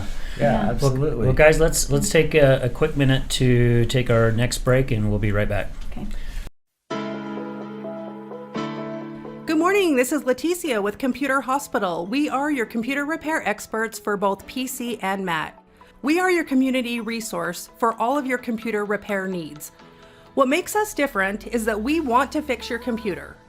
We also do free diagnostics. We charge a flat rate labor, which means that you won't pay by the hour. All of our computer repair is done in-house with a fast turnaround time, and same-day service is also available.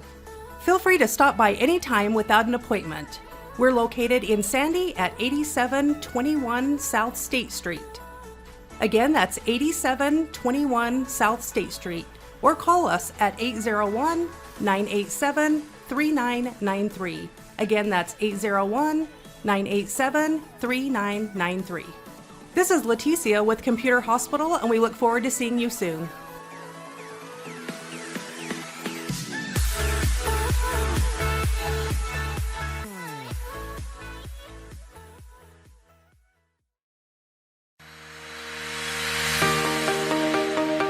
Hello there, this is Brad Neufeld with the Resilience Talk Network, and I would like to introduce to you Taffytown, one of our newest sponsors.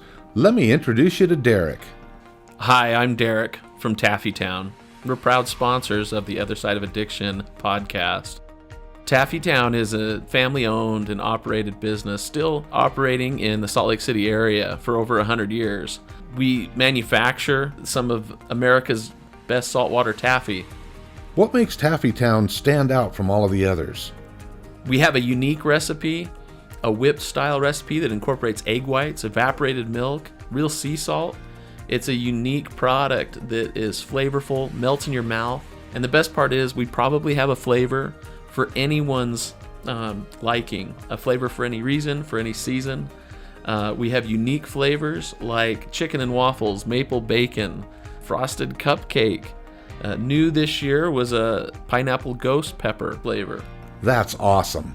Where can people find out more about Taffytown and all of its products? You can check all of this stuff out. All of our products are available for sale on taffytown.com. We ship for free from our website, so all of our pricing on there is shipping included. Oftentimes we offer special promotions and discounts to our loyal customers, so do be sure to sign up for an account. And we look forward to seeing what we can do to make you smile with our taffy. Where are you located? We are currently located at 9813 South Prosperity Road in West Jordan, Utah, just at the foothills of the Copper Canyon mine. Derek, taffy has always been a great gift to give. What are some of the creative ways Taffytown can help say thank you to others? Yeah, if you're looking for gift ideas, whether to say thank you to friends or family, or maybe to your clients after such a difficult or successful year that you've had, you could look no further than to get a gift idea from taffytown.com. We offer pre-packaged gift boxes that say that it's saltwater taffy from the city of the Great Salt Lake, and it tells a little bit about the history of our community and making candy for so long. You can also do customized gifts to pick out just the right flavors or colors of candy for that special someone and deliver even a personalized message in that box to them. So please feel free to check out taffytown.com for any gift ideas this season. Thank you so much, Derek. Please visit taffytown.com, that's taffytown.com, to find out more about the products and services that Taffytown offers. You won't be disappointed.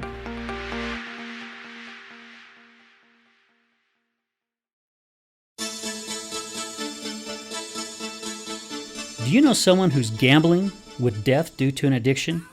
Do you know someone whose life is being turned upside down due to a loved one that's battling with addiction? Hi, I'm Al Richards. I am the host of the Other Side of Addiction podcast. I started the podcast due to my wife's battle with alcohol. Let's just say I became addicted to her addiction. Our podcast is helping people understand a little more about those who have battled addiction and those who are hurting from their addiction. Through raw vulnerability, we share stories that help uncover the root causes of addiction. Shame felt on both sides, matter of the conscious and subconscious mind, continued beliefs, and often confusing paths of recovery. We collaborate with real people and their stories, as well as licensed professionals, to help our audience gain a better understanding of addiction. You can find us on Resilience Talk Network. You can also find us on Facebook at Mr. Al Richards. That's Facebook at Mr. Al Richards. You can also find us on YouTube. Just look up the Other Side of Addiction podcast.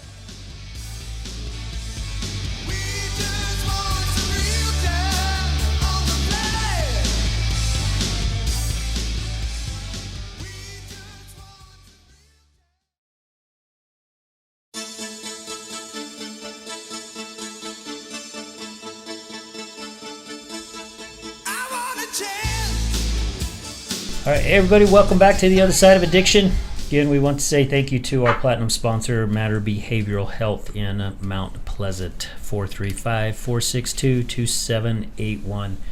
Guys, man, this has been a real kick-ass show. I mean, seriously. It has been really well.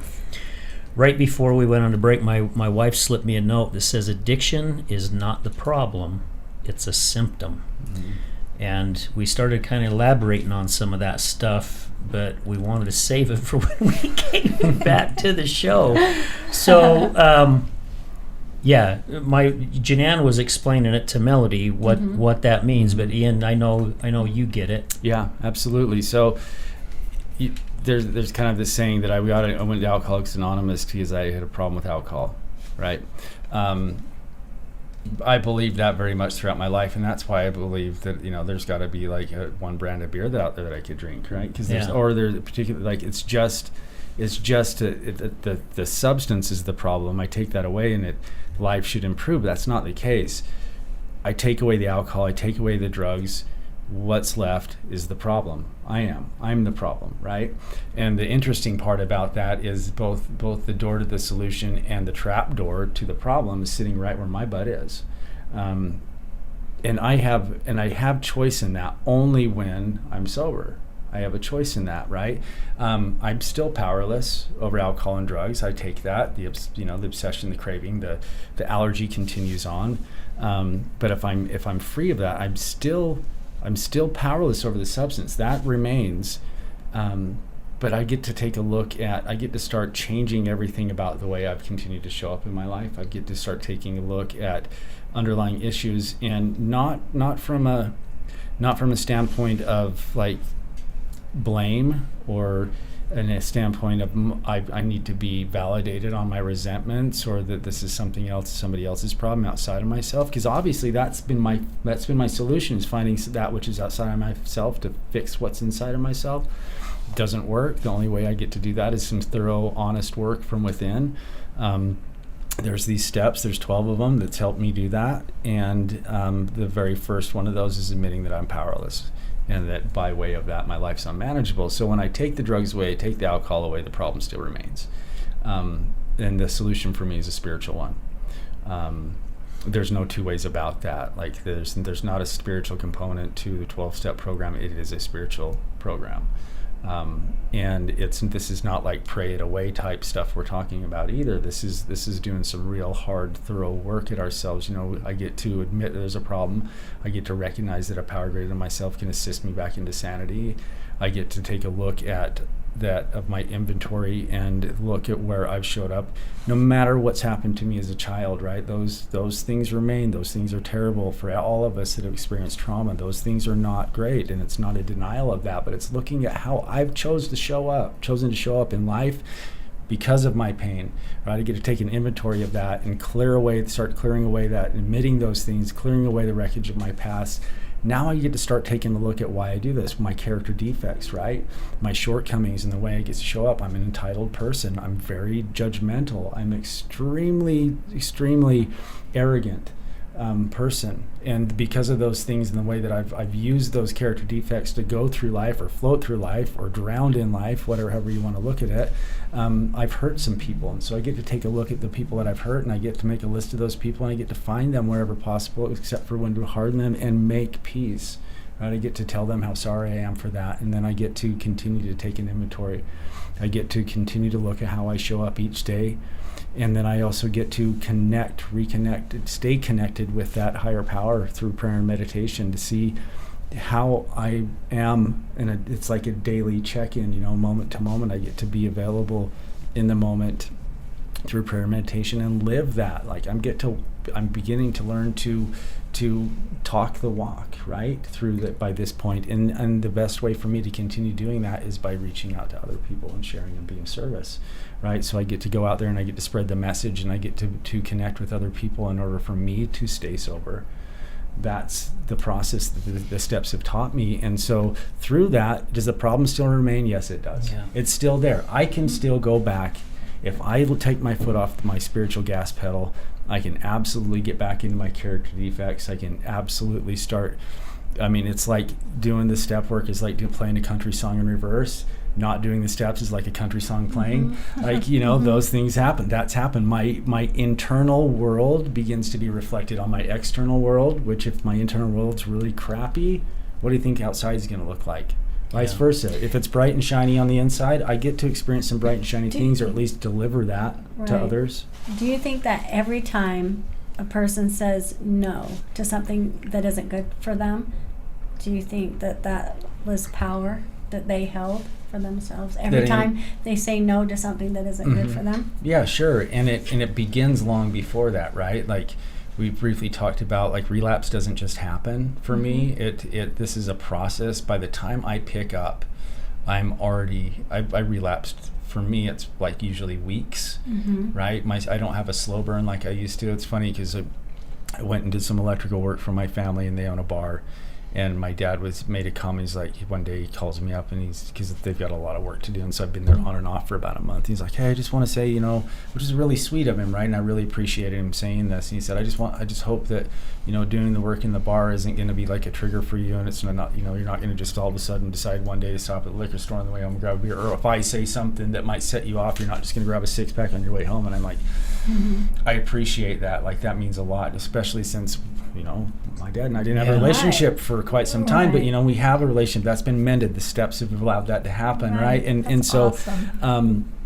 And I said to him, I said, you know, Dad, if that was the case, it wouldn't be your fault. That seeing that bottle or a comment that you make or whatever it is, that's just an excuse. And whatever it is, I'm going to grab onto in order for me to fulfill the relapse that I'm already in. Right. So makes sense. Once I go down that, and yes, like the obsession's been removed for me. You know, I don't have to avoid it. I don't have to walk around the beer aisle to get to the energy drinks at the grocery store. You know, I don't deal with that anymore. Right. And I can go into the most sordid places to be outreach, to assist those that are wanting to get out themselves. I can do those things, Dave, because I've been doing the program, right, and I've worked the steps, and those are the promises that are availed to me that have been fulfilled.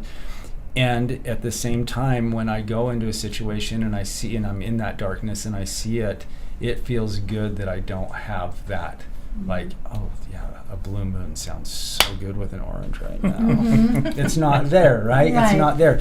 Can that come back? Absolutely. If I stop doing what I've been doing this entire time, it will come back, and it will come back with a vengeance. I've got another relapse in me. I don't believe I have another recovery.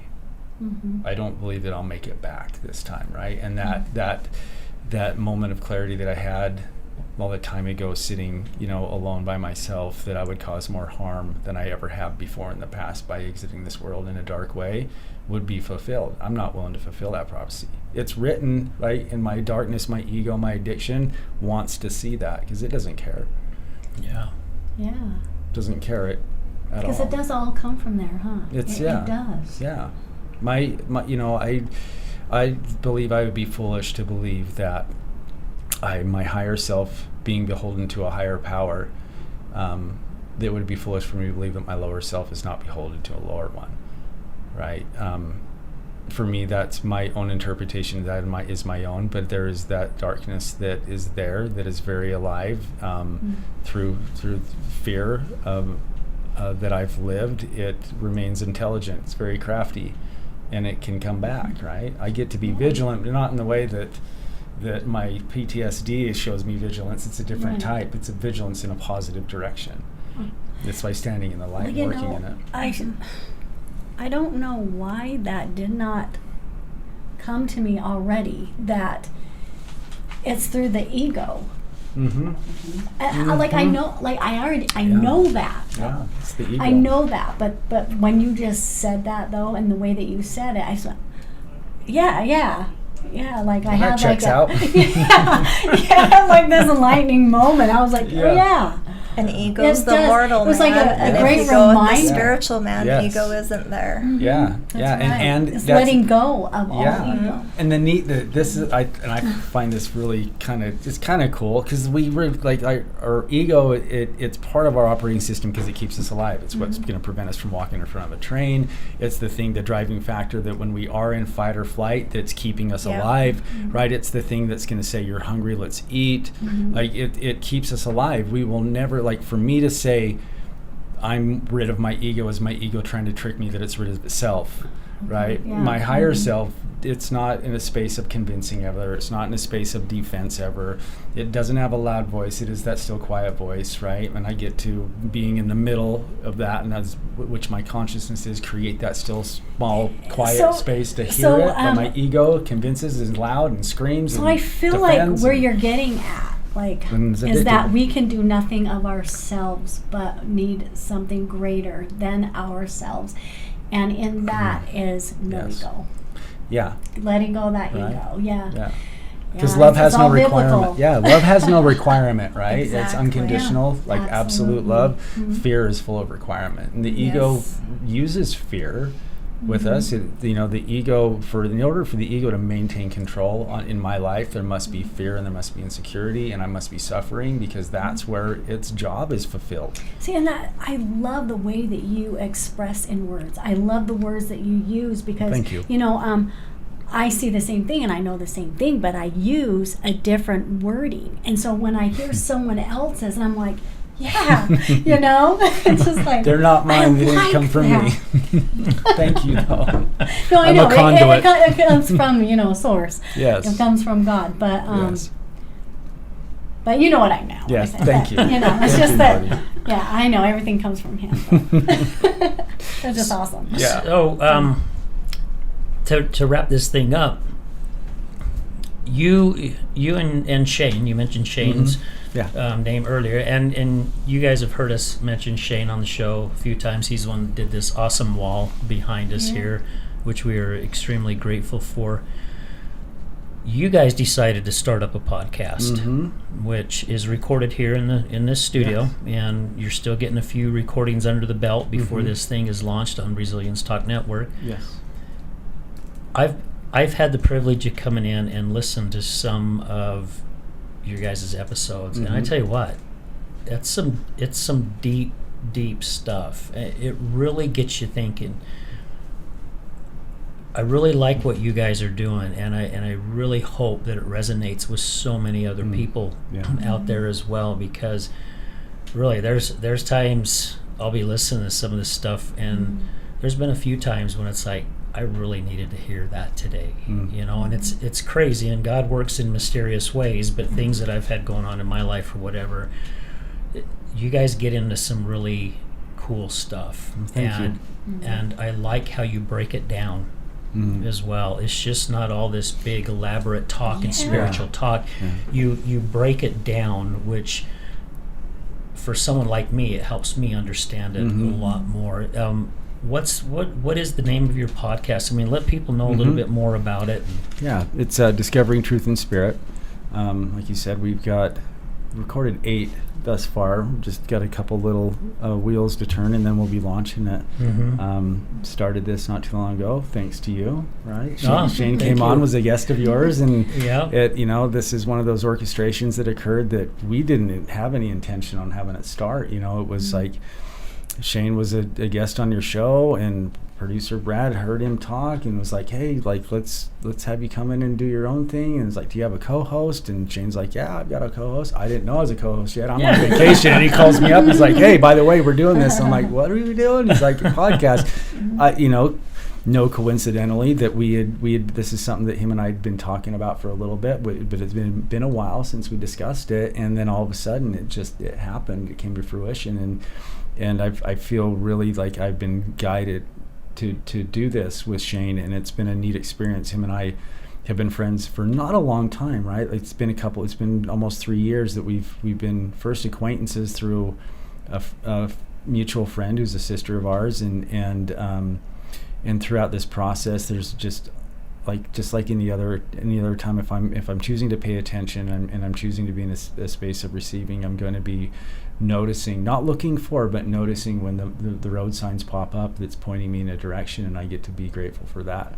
And they pointed us here, and so we get to meet together on almost a weekly basis and have a discussion, really, and I know that it's important, because there's a lot of things for me that I lived throughout my life that were all these awesome, amazing concepts that, and I used to think it was cool to talk in $10 words or 10-cent words or whatever. It was like, look at me, and I get that it's that to have a dialogue that's effective is we got to come from heart, right? We can't come from our head. I've spent most of my life in ego, and if I live through spirit and my heart, and I'm making myself available for that, and keeping ego in check, like we've talked about here, and it helps keep my addiction in check, and I get to stay sober, and through that message, maybe I just, that ripple effect is helping other people, and that's the value in this. I get to be a messenger and a conduit for Source's wisdom, and that I don't take credit for. So it's cool. The Lord did say, "Turn to me, and I will heal you." Mm-hmm. Yes. Absolutely. Mm-hmm. Well, Absolutely. That's where I've found my healing. Yeah. Me too. There's no doubt about that. Yeah. And I think with what Melody was just saying, if I go back and I connect the dots of even like the first time Shane and I met, and then he introduced me to you, and how Melody and I met, and even Yvonne. I mean, just on Facebook, we've had a few guests that we've had on the show just who've reached out on Facebook or have watched an episode or two, and I think it's really, really cool, because I think everybody that's been a part of this, and when I mean everybody, it's our sponsors, it's our guests, it's our guest co-host, it's Brad, it's this whole that every single one of us have been needing this in our life. I mean, that's how I'm seeing it. Sylvia, who was here earlier, she came on, and I think you met Sylvia. I think she was here the day when we were in Yuma, because my father was passing away. Yes. But there was something that was here too that she felt, and I think it's really, really cool that this ball of yarn just keeps growing. Not really unraveling, but growing, because it's getting bigger, because it's like the family's growing. We started out as the Brady Bunch, and I mean, I don't know what goes past the Brady Bunch, but well, I like to say there's no coincidences. None. Yeah, and ever. there isn't. And it's when good. I was sorry. I was going to say it's cool that you said that, Yvonne, because Mallory, who was a guest on our show shortly after we started this, that's something that she brought up quite a bit, that there is no coincidences. And I've really thought about that a lot since she has said that. And I've actually been seeing it happen. And now that, the glass has been broke, and I'm actually looking out and what I need to see, it is so true. I mean, just even having the opportunity to meet Brad. Brad and I, we've only known each other for a little over a year. And it was just somebody I was talking to at a ribbon cutting. Yeah. And he mentioned Brad, and we hooked up and had coffee, and now we've got this relationship where we both have the same desires of wanting to get Resilience Talk Network out there, and the reason why behind it is just so incredible, and that's your guys' podcast and some of the other podcasts that are on resilience. It's this ball is growing, so I think somehow, some way, God knows, but he's like putting these little chess pieces in certain spots, and we're just all coming When I up, say unraveling, meaning like the big picture's just all like there you go, coming out. But part of my healing is having Melodies Light in the Darkness business that I started. It's spiritual. Yeah. A spiritual influencer. And so I help people to see things that they don't with certain subjects. Yeah. And it's very healing for me, but it's experiences that I've had that other people could really use, you know, for greater guidance, or if they just aren't knowledgeable, you know, in God at all, then I enlighten them. Yeah. I think that's awesome. Yeah, Yeah, and I it's really pinpoint cool. certain things that I notice that a lot of people as Christians are missing. And so I pinpoint what I can see, you know, just knowing people and what's missing, those little missing links that, you know, that they need. Well, now that you mention that, Melody, how can people find that? I mean, Well, how can our listeners find it? I do have a website. It's Melodies Light in the Darkness. But my videos are all on Vimeo. So I've put out 3 so far. I'm working on my 4th one, where I explain, right now I'm explaining prayer, what the great importance is of it, how to use it, how we don't pray, how we do pray, what's expected of us in prayer. So there's a lot to it, and there, you know, there's a lot of things that people don't see in certain aspects, and even with love and like what that actually really truly is and what it consists of, and I really break that down. And you know, it's all biblical, it's all there, but you know, it's so easy when we read the Bible, it's so easy to just take, you know, only see like certain little things that are said throughout it, right? And then, but we're not able to put it all together. So I've read the whole entire Bible. As a matter of fact, I wrote it all down. Wow. I have notebooks full of the Bible because I went through my great despair, and during that time I isolated myself and only sought God, only sought Him for truth and for understanding and why am I here. And so anyway, it was through that, you know, that I asked God, show me who you are, and He did indeed. So now I take what I have learned through Him, and I'm called to do this. So I now break down different subjects: love, what's expected of us, what is not, prayer. Like I think, but I do have one Vimeo video out it's black magic, spirits, and myths. So I use experiences that I had in that, you know, people doing black magic on me, and how common that it actually really is, what God has to say about it. If you've gotten into that, how to get out of it, how to know if someone's doing it on you, okay? Yeah, and what God has to say about it, also consequences of using it, okay? And then I go into spirits. I've experienced the Holy Spirit personally, and I do regularly. I've experienced Satan verbally. So have I've I. smelt him, yeah. I've had a life after death experience. And a lot of us have, yes. I haven't in a life-death experience, though. I have not in that. But, yeah, so I go on to talk about spirits. I actually lived in a home that was haunted for 10 years, so I'm very familiar with their trickery and their deceit, how they work. So I go on, I talk about that. I talk about how spirits attach themselves to people, what opens you up to them, attaching themselves to you, and then how those spirits can use you as a dark vessel. Yeah. And then There you go. And More then connection. and then I did just kind of throw in myths in there because you know, God, there's a lot of, you know, think about big thing right now about, you know, people seeing synchronicities and myths and believing in them, and so I really tap on that and how what we need to really be careful of what's true and what really isn't. So I do have some really interesting stuff out there that will really help people. They're eye openers. And the people that have listened to my videos, you know, and the responses I get, it's like, wow, oh my gosh, I never even thought that could happen, or you know, my eyes have been really enlightened to something that I didn't even know existed. There's a darkness I didn't even realize. Oh, it's there. Yeah, it's there. It's there. That's what's cool about all these things that have come together, like you're in Shane's podcast, Melodies, videos. I mean, even just how Yvonne and I kind of connected, and I've heard a little bit about her story, and I'm excited to have her on here in the next couple weeks. She's going to be on.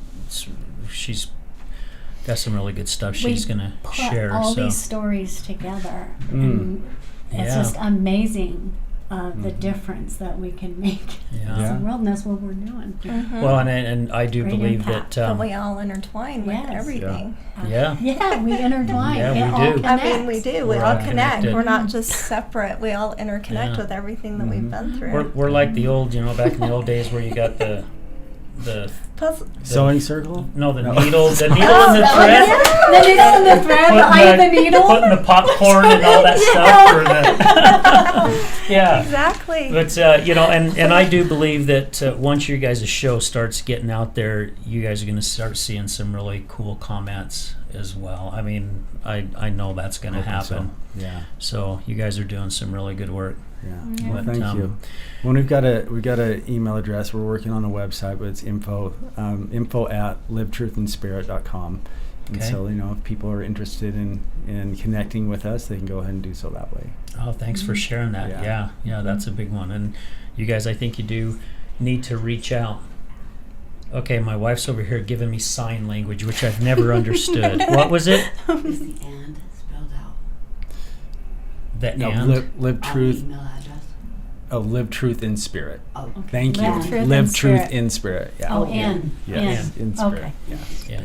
Okay, we'll just cut that. No. Well, hey guys, I mean, thank you to every single one of you guys for being here today. I mean, it was great. It was great to have my wife back in the studio and watching this. And I think it was actually a blessing today that she came in because of our guest that was here this morning. But the information that was here, I mean, was just incredible. And I always like to, just with our guests to come into a studio and share a little bit about their life story and be so vulnerable, because there are still people out there who are afraid to talk, and it's because of that judgment, and it's the fear, and we've all gone through it. I'm not saying there's anything wrong with them, because there's not, because it's happened to every single one of us. Yeah.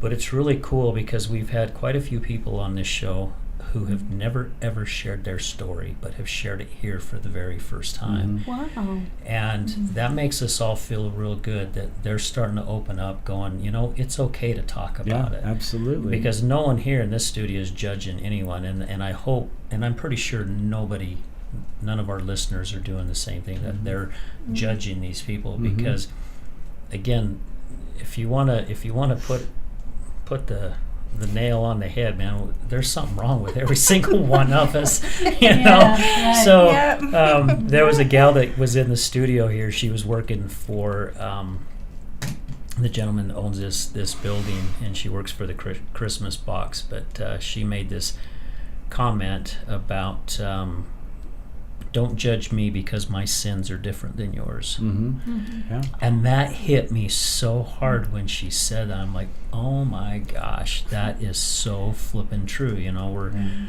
We're so busy pointing the finger at other people. Maybe you should start looking in the mirror and pointing the finger at yourself. So we've all got a lot to learn here.